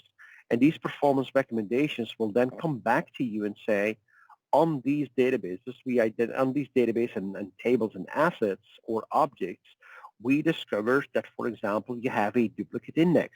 Why would you maintain a duplicate index, right? So it would be flagged as a high impact recommendation that you would then be able to identify using these performance recommendations. And at that point in time, decide to drop the index or follow some of the recommendations that were identified using these intelligent capabilities within the MySQL servers running as dispatch servers on Azure, and implement the recommendations just the way they are, or get some further analysis around that as well. In order to set up the advanced threat protection, as we discovered, the advanced threat protection detects anomalies in database activities such as potential security threats, which could be SQL injections, but you also have full control of really specifying access and which regions or which applications might be accessing your environment. So advanced threat protection makes it really simple to address some of these potential threats that you might have with Azure Database for MySQL, and integrates the alerts directly within the Azure Security Center. I hope in this session you had a really good grip and understanding of the capabilities that we're offering with the Azure DB for MySQL, and you can actually go ahead and start and find some additional details or get some hands-on on how to perform this migration. Now, some of this content we actually are covering as part of our Microsoft certification, and if you're looking to become certified, one of the recommendations that I have for you to look at as a database administrator is first start with the Microsoft Azure Database Fundamentals, which is available on our Microsoft Learn platform, or then pursue to achieve the Azure Database Administrator certification. So a lot of the materials that were covered as part of this presentation and this session is getting you a step closer towards these certification paths with additional content available on our Learn platform on Azure. Now, we mentioned the variety of open source database technologies. Again, want to reinforce that you could deploy your own virtual machine, but you're not really taking the full advantage of the capabilities that you have with a PaaS service and taking advantage of the Azure capabilities that come with that. We refer to these as the capabilities to do local or geo-redundant storage and build your database solutions at scale on top of that, taking advantage of the industry-leading security efforts and compliance features such as advanced threat protection. And because of the strong integration of Azure DB for PostgreSQL with the Azure ecosystem, you can build applications faster and build innovative solutions that you could safeguard using the Azure IP advantage, really building out a intelligent performance at-scale solution, leveraging your strength and knowledge that you already had with PostgreSQL. So as we look at these migration benefits, high availability and scale to elastically scale out the performance of the PostgreSQL offering is unique and managed in the open source database market on Azure, giving you high availability SSLA of 99.99% over all the pricing tiers and offerings that we do have on the platform. The unique architecture allows you to scale your database, your server in seconds with little or no downtime for your application. So you don't have to go over provision a database server to handle peak loads, which often happen that might be seasonal or based on the way you organize your business. So we're leveraging the same technology that powers high availability of Azure Database services for scale, for performance, and it's as simple as literally changing a slider to increase or decrease the number of CPU cores or vCores that you want to assign to this. The scaling effectively brings up a new server at the new performance tier, switches over to the storage on the previous server, and would then also remap DNS in about 15 to 20 seconds. So you don't have to worry about even sizing the servers uh, that comes into need. You can actually start and build on top of that um, as you go, or you have growing needs within your infrastructure. Now, we talked about security and compliance, and of course, the various industry verticals such as SOC compliance, ISO, HIPAA requirements, PSI, and DSS are certainly one of the standards that are fully supported by the platform. So you're really good on that side. Also, of course, when we think about things like built-in encryption for data at rest and backup at rest, you have really full control over securing your platform, securing an environment with firewall rules, VNet support, as well as secure SSL. And then when we think about this from an authentication perspective, you have native authentication or Active Directory integration, Azure Active AD integration that you can support with that as well. As we think about this from a backup restore capability, the Azure Database for PostgreSQL, just like the other PaaS services, automatically create backup of your environment, store them in locally redundant or geo-redundant storage based on how you configure the environment, and then you have the ability to do a restore in time. That also means that from a monitoring of your servers and management, you have full capabilities on the Azure platform by being able to use the Azure monitoring capabilities and get insights into every metric that you might define as part of your advanced monitoring or alerting. And this metric frequency could be determined, and you could also set the amount of history that would have to go with configuring these alerts or configuring these Azure metrics.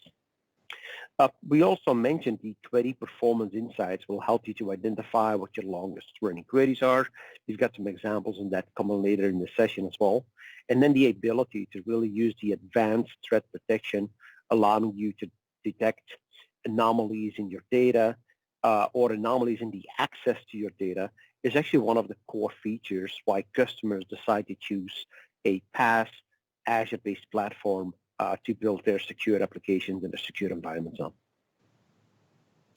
From an integration perspective, support of the variety of program languages, really integrating within Azure DevOps and building applications that really are at a global scale to take advantage of other services like containerized services, machine learning, logic apps, using Azure functions, or being able to ingest data using Azure Data Factory, for example, are one of the core opportunities you have in order for you to provide stronger integration, including data visualization capabilities with Power BI and other techniques to start visualizing your data. And of course, one of the things we'll be focusing on specifically is what it's going to take us to actually perform that database migration from the on-premises or already hosted environment and bring that over to Azure. Now, one of the unique features that we have with the PostgreSQL offering is the ability to scale out horizontally, okay? So we're building this Azure database for PostgreSQL as a relational database service in Azure, built for developers, and we're using the open source community version of open source PostgreSQL database engine.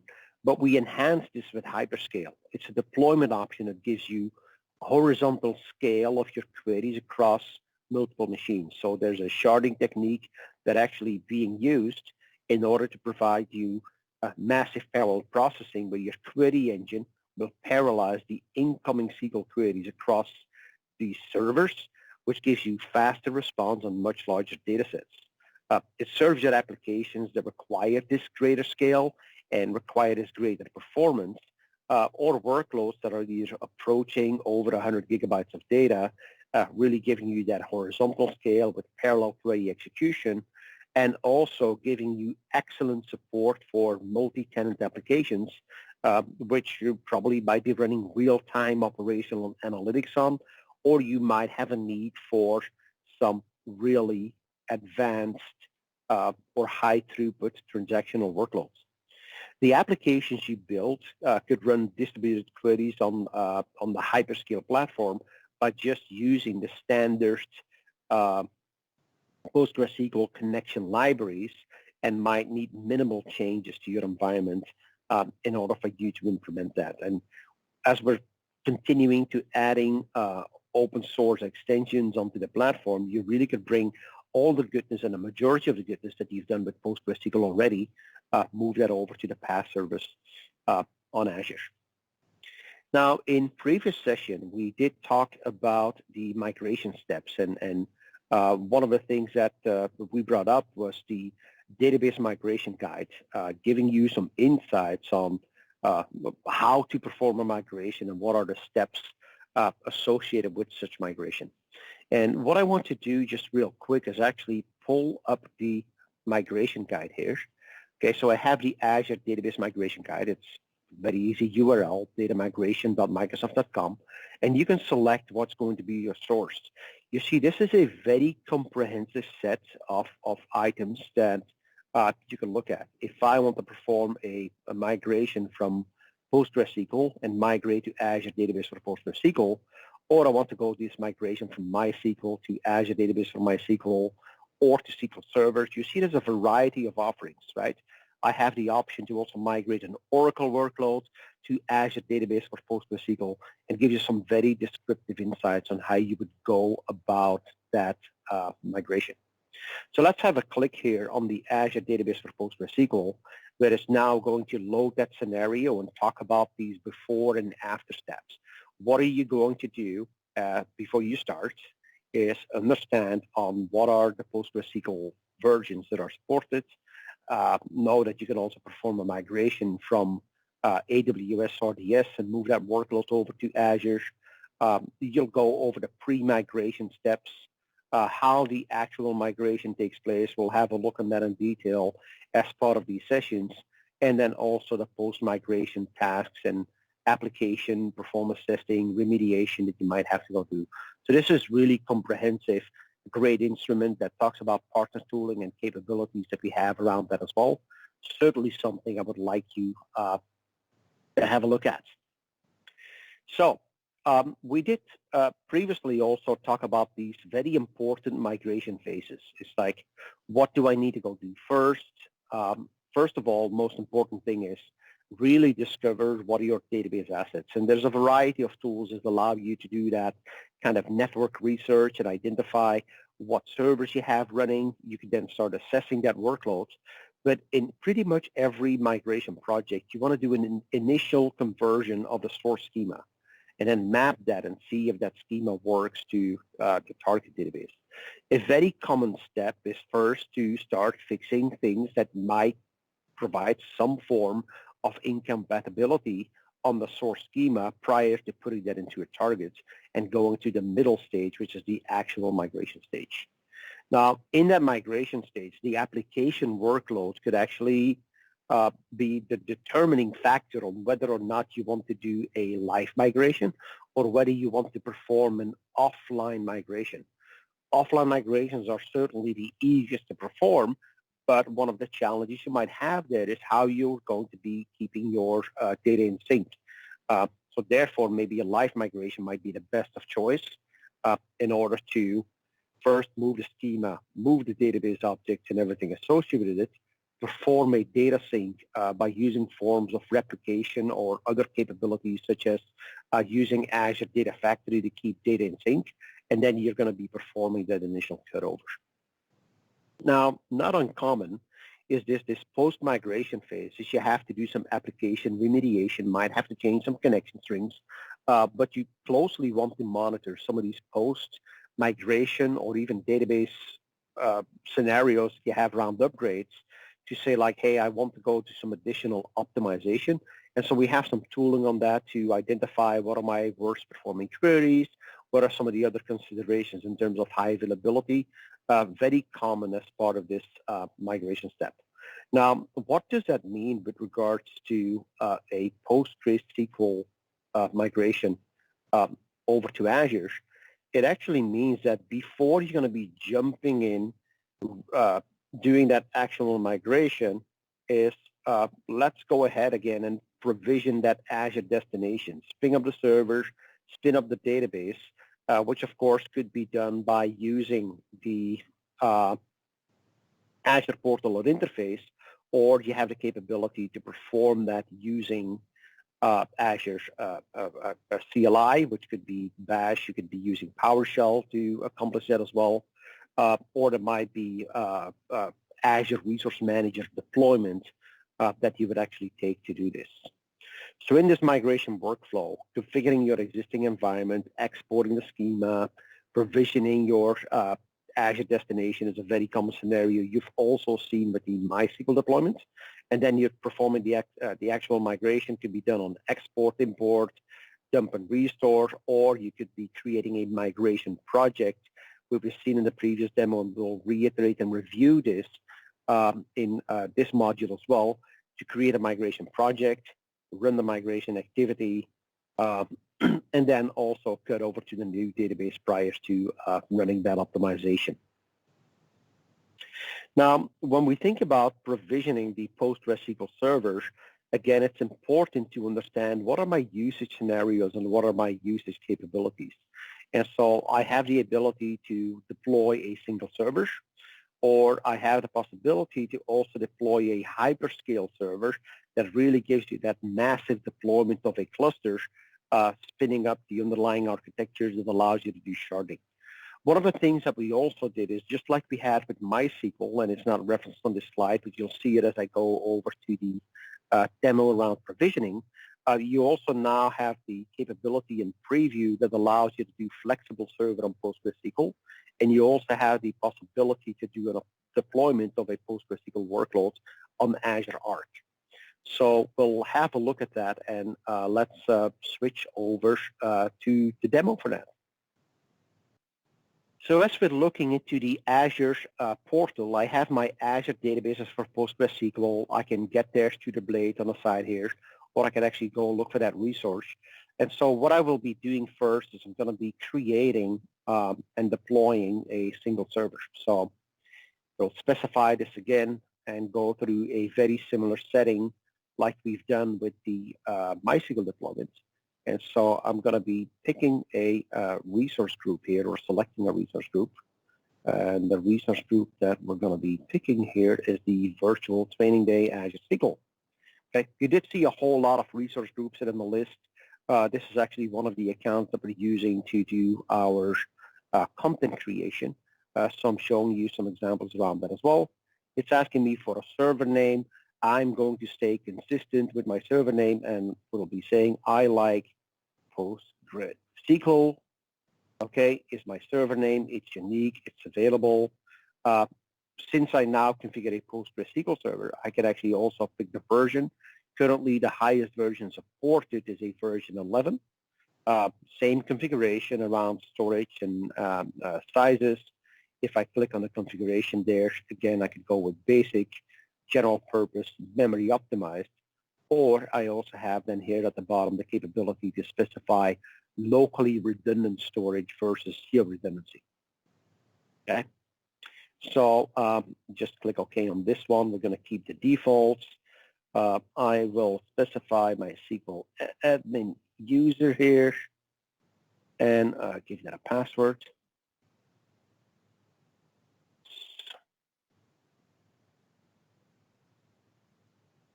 And hopefully I did type that right. Looks like I didn't, so let's just quickly again. Okay, and there we go. We'll head over to the additional settings. Data encryption is just exactly the same as what you've seen in the previous demo. The tagging is exactly the same. I could say that, hey, this is going to be a key tag or a field, and then specify these resources. I'll just skip this for now. Again, we'll review and recreate, and I could download the template or just hit create here and spin up that server. Now, while this is provisioning, a lot of times we get the question like, I would love to go do and experience this myself. And I just want to switch over there to one of the other screens in my browser here and point you out to the resources that we make you available as part of the Learn platform. So you've been attending this virtual training day, and I hope your day has been really great and enjoyable. You probably want to go find out what some of these additional resources are. And so what my team has built is these Microsoft open source database learning path.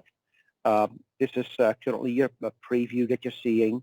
I'm pretty sure that if you look for this learning path, migrate open source databases to Azure, that this is fully released and accessible to you. And so you see that this is actually broken down into a set of modules. A lot of the content that we already had here in the virtual training day session is actually covered in detail. So you can always go back and then check your knowledge with a knowledge check at the end of these modules. Okay. But what I wanted to point you out is, what if you want to perform this migration and get hands-on on this? Let me show you one of the coolest things that we did with this Learn platform. I can go to the learning path here called Migrate On-Premises PostgreSQL Databases to Azure Database or PostgreSQL. Okay, it's a module. It gives me the learning objectives of the module, an introduction of the offering, how to migrate, how to perform an application migration. But even more exciting, exercises. And for these exercises, you could, sure, of course, go trial this and spin up an Azure trial account or use this in your existing Azure accounts. What we're doing with these exercises is we're actually using a pre-configured sandboxed environment. And as a user, you have a number of sandboxed environments that you could provision through the day. And look at this, the learning that you're getting here is actually directly embedded into the hands-on experience is actually embedded directly into the content. So what you'll see here is I have this setup environment, and this is a pretty lengthy script using Azure CLI commands and Cloud Shell.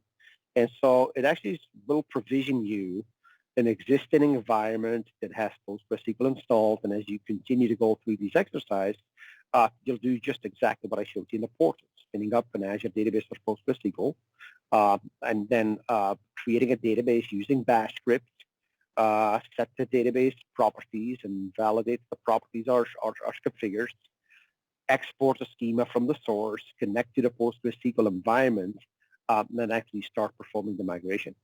I'm just going to kick this off here, and just for the purpose of showing you that, hey, this script will just be executing. So we're just going to paste it as plain text, okay? And you'll see that this environment and virtual machine will be provisioned, okay? In this case, says like, okay, obviously I must have run the script previously. It says that the VNet already exists. But this script will just execute. And I really encourage you at the end of these virtual training days and for the future to come, go explore these assets that you do have available for you on the Learn platform. Now, switching back to my environment here, you see that the deployment is complete. I can now go to the resource and I can look at that resource utilization. One of the things that you see here is I have the administrative username, I have the server name, so I would then be able to just connect using my client tools, providing that connection string. Other properties that you could go set to say, like, what about connection security? But even from an application perspective, you actually see here that you have everything you need to connect to this environment. You can then also go look at some potential server parameters that you might want to go set and modify. And these are actually very close to the server environment settings that you're used to when you are configuring a PostgreSQL server, right? Going back to some of these properties, again, great to review. Other things that you can then go discover is enable this advanced threat protection, look at the query performance insights, start doing the alerts and so on. But prior to us actually looking at that, how about we move on with the session and go back to some of these migration steps and how we go about some of that tooling to perform the actual migration. So let's switch back to the presentation right now.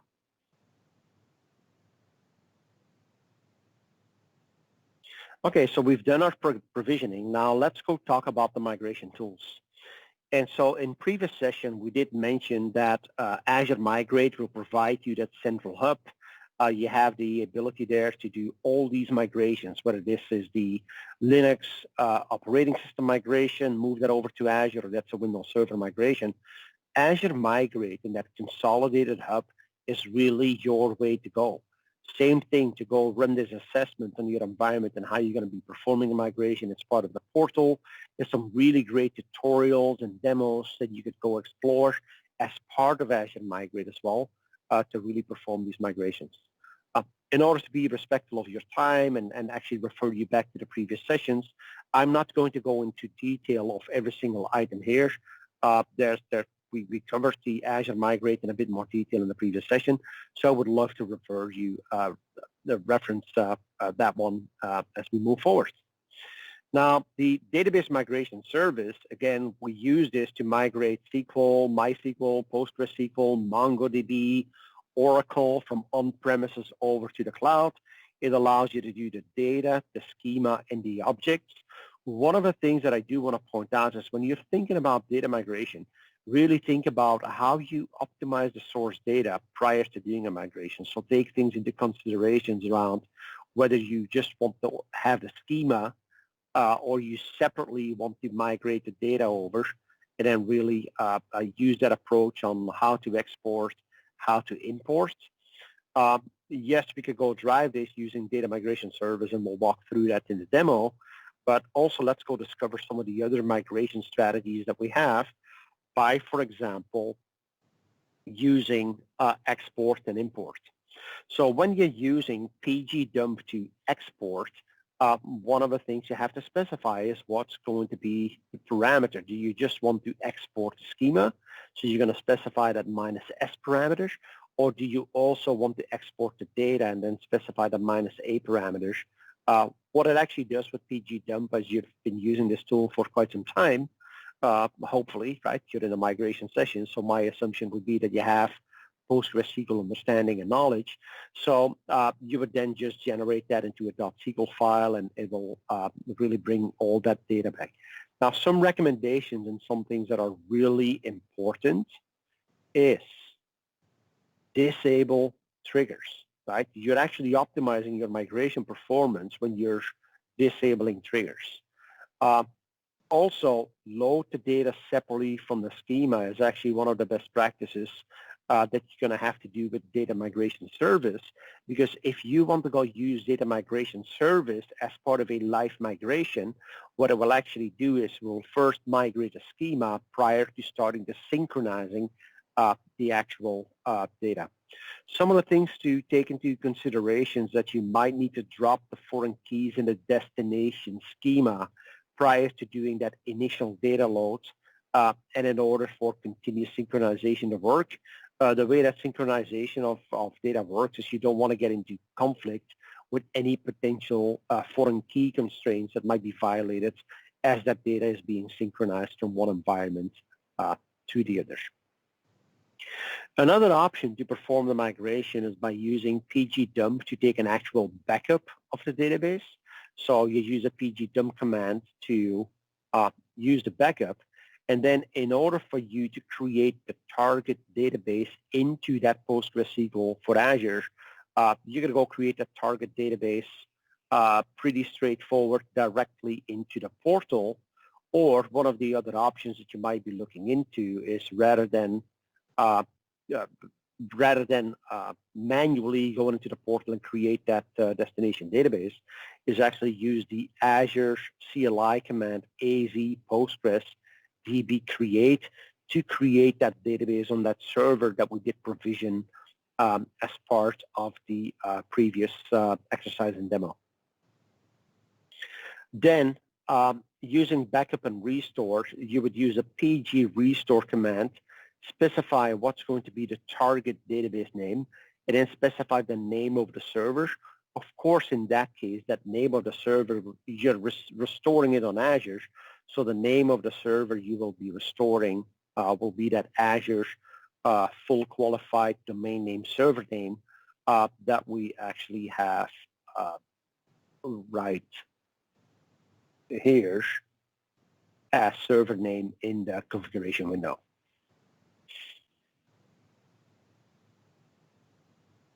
Okay, so we talked about the migration capabilities, the migration options.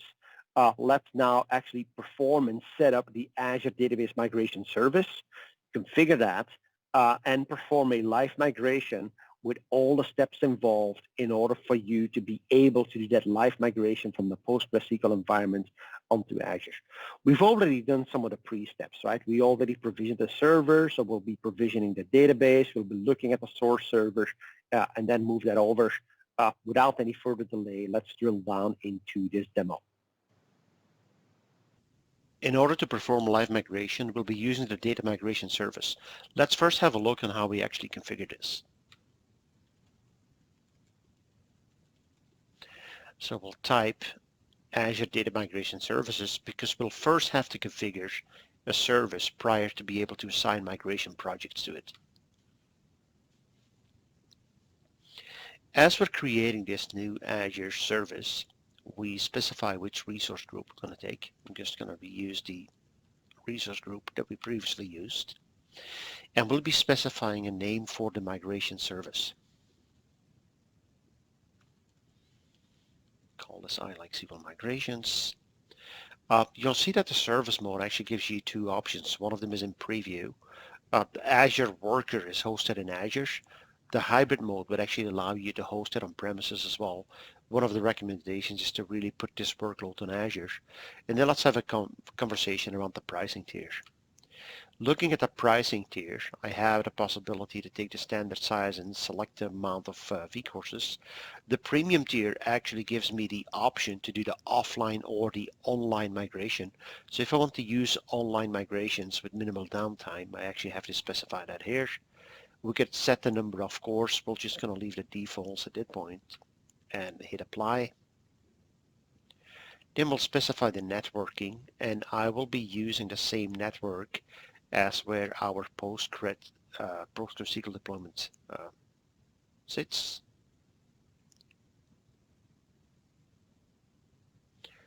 We'll then go over the tagging, hit review and create, and then click the create button to provision the service. Now, as this service provisions, there's of course, we could wait for this to complete, but let's have a look on what else we need to do in order for us to be able to provide a migration task. One of the things that we mentioned there is we have to export the schema from the source server and then go put that on the destination Azure Database for PostgreSQL. We could use pgdump and then specify the -s parameters to just do the export of a schema, but let me show you on how you can do this with Azure Data Studio. And if you haven't used Azure Data Studio yet, Azure Data Studio is a cross-platform database tool that you could use on premises or to connect to cloud platforms on Windows, macOS, and Linux. The great capabilities of this is that it actually gives you intelligence. You could connect to multiple servers and multiple environments. And so what I will do is we'll make a connection to the PostgreSQL environment that I want to migrate for. Now, the on-premises environment in my demo here is simulated by Linux VM with PostgreSQL. It's got a sample database that you can take advantage of if you later want to do something like this as well. We have that content covered to learn as well. So let's have a look on this virtual machine and connect to it.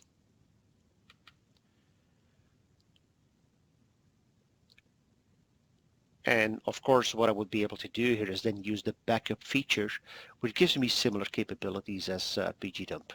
So what we'll specify here is that I have an output path that's going to go to C PostgreSQL,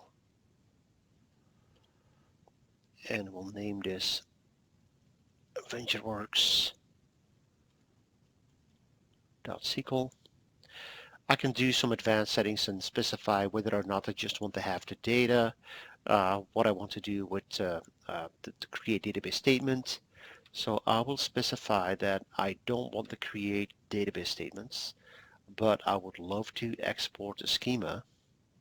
And then there's plenty of options you could specify on whether or not you want to put an if exist in front of a creation of an object or whatsoever. Really a great useful capability here. So let's click OK here. And you'll see that this backup is actually performing in the background a pgdump to then export that to the output file. So as this backup and dump completed, will now create a destination database. So we'll connect to that PostgreSQL instance, and we'll start with opening up the create database statement. So it's just a basic create database statement, and then we'll define a role that we'll be using for the migration.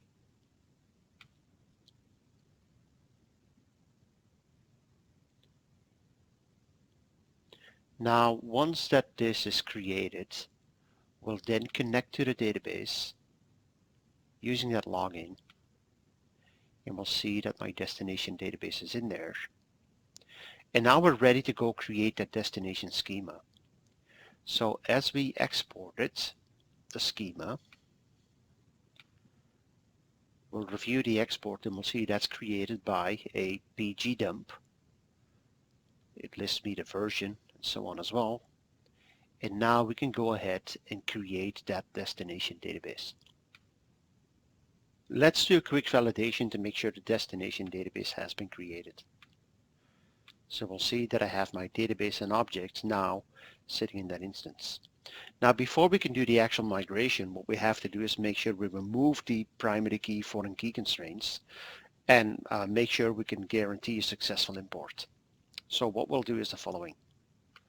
We open up this query file that will help me to find what my key constraints are.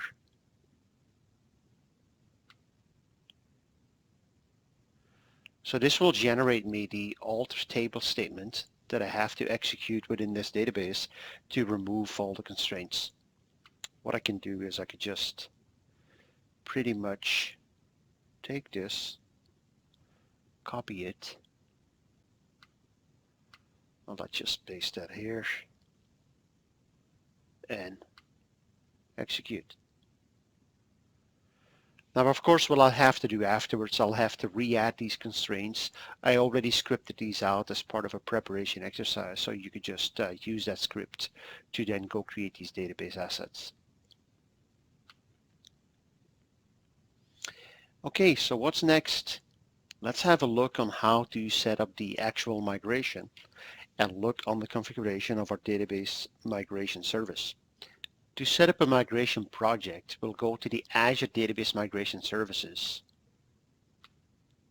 and we will create a new migration project. I'll give this project a name. We'll specify the source, perform an online migration. And as you see here, to successfully perform the migration, you need to migrate the schema first, remove the foreign keys, disable the triggers, and then provision the database migration service and task, which is what we're doing now, the previous steps we just executed upon.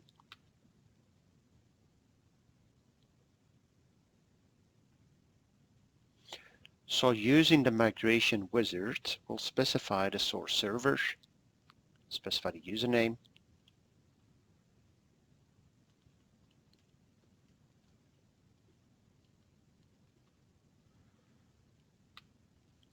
one thing that you have to keep in mind as well is that the user needs to have replication permission in the source database, because we're using PostgreSQL replication to migrate the data and keep the data in sync with the PostgreSQL database service.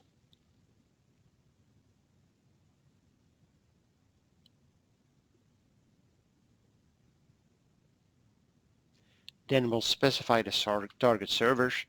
We can just take this from the drop-down box, specify username and password as well.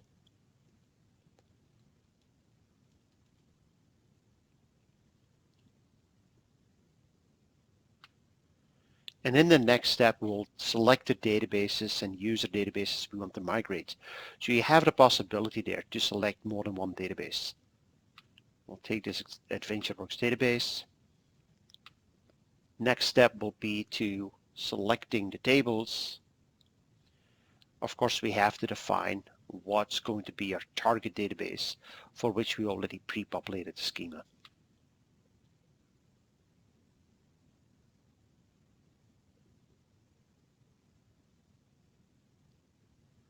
Now, if I want to accomplish a partial migration, I could just select the tables and the schemas that I would need. In this case, we'll select all of the tables. On the advanced settings of the configure migration option, you can specify what the maximum number of tables per load and how many tables will load in parallel. We'll just keep the default. We'll then specify the activity name, and then we'll perform the actual migration.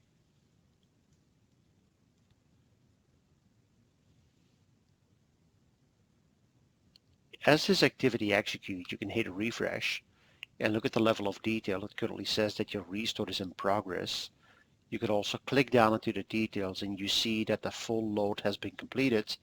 Currently there's no activity on the database, so no incremental updates will take place. Let's have a look if we were to be inserting some new records into the database and how that would reflect into the destination. So let's bring in Azure Data Studio to show you an actual replication will take place. Now, as we restored our foreign key constraints and we're ready to cut over the database after we did testing, we could just start the cutover, which will stop the incoming transactions to the source database, and at the very same time apply the last changes to the target database and complete the actual cutover.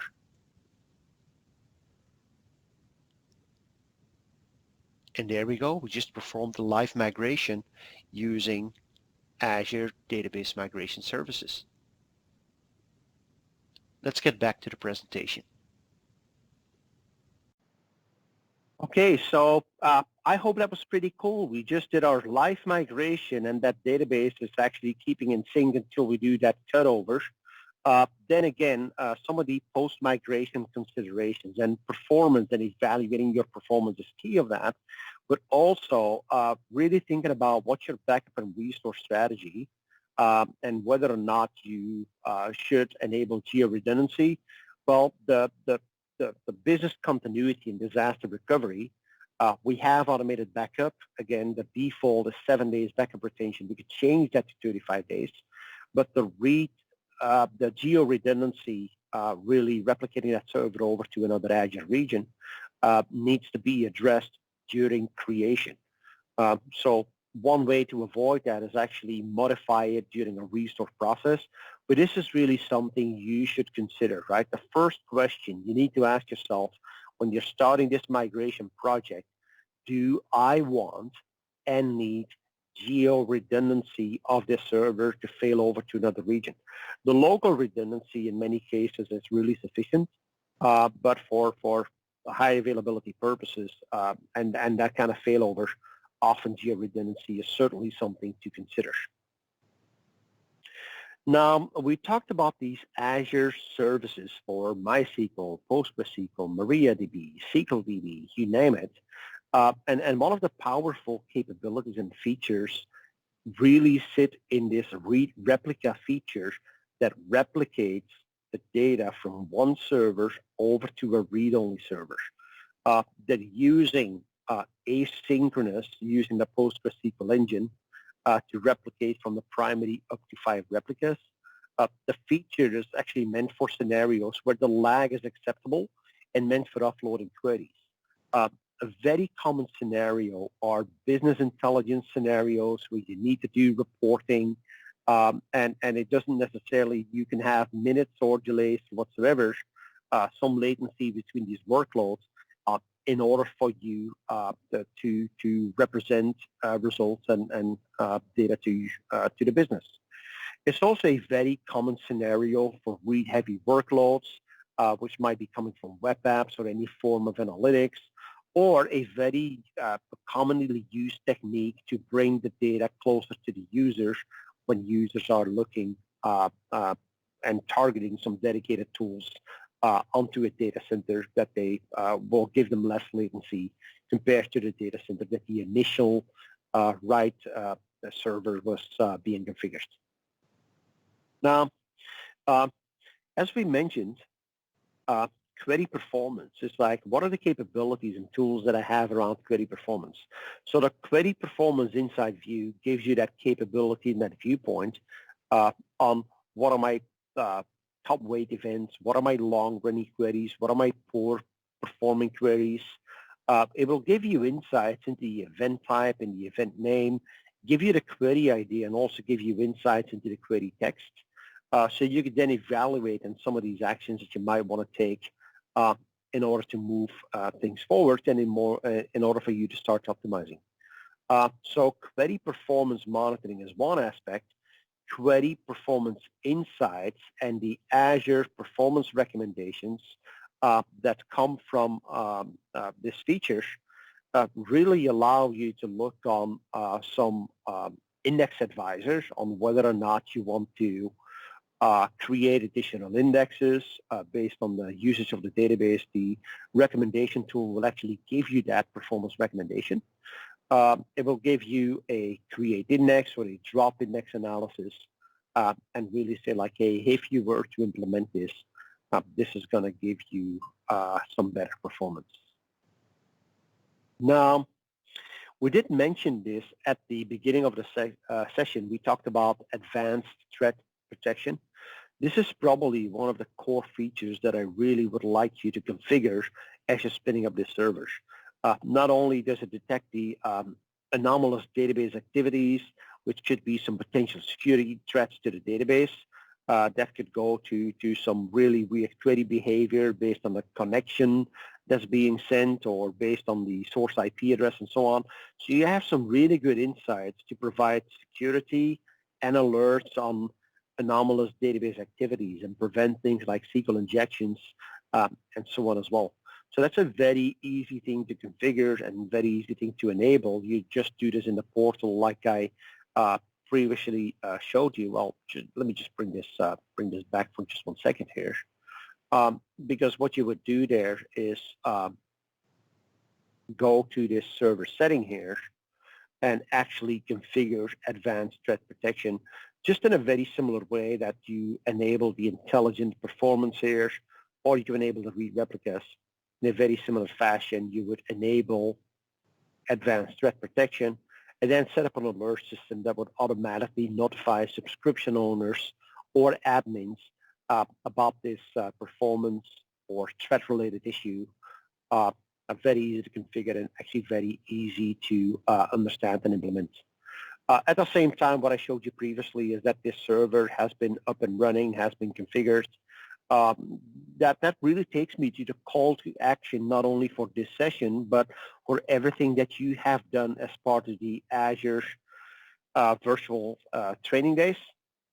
So switching back to the presentation here for one of these last slides, is what we've shown you is really a great opportunity to get your hands on Azure data. We have a set of learning paths and a certification that's called Azure Data Fundamentals, which gives you a really great overview of all the data capabilities that we have on Azure. One of the other learning paths that is not referenced here, but you'll discover that on the Learn portal, as well as we have also an AI fundamentals that will lead you to that certification. And then for those DBAs in the room that really want to get hands-on with Azure Database Administration, we also have a role-based certification called the Azure Database Administration Associate. So I really encourage you to continue your learning and get into this motion of really exploring these technologies. I do hope that you got a lot of value out of this session, out of the Azure Training Day all up. So I really have nothing left to say than thank you for your time. Thank you for being here today. Thank you so much. Thank you so much for attending and joining these sessions today. This concludes our Microsoft Azure Virtual Training Day on Linux and open source database migrations.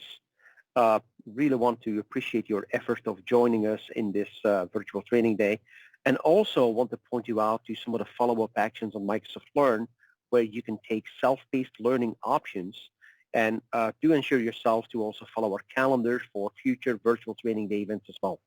Thank you so much. Have a wonderful time.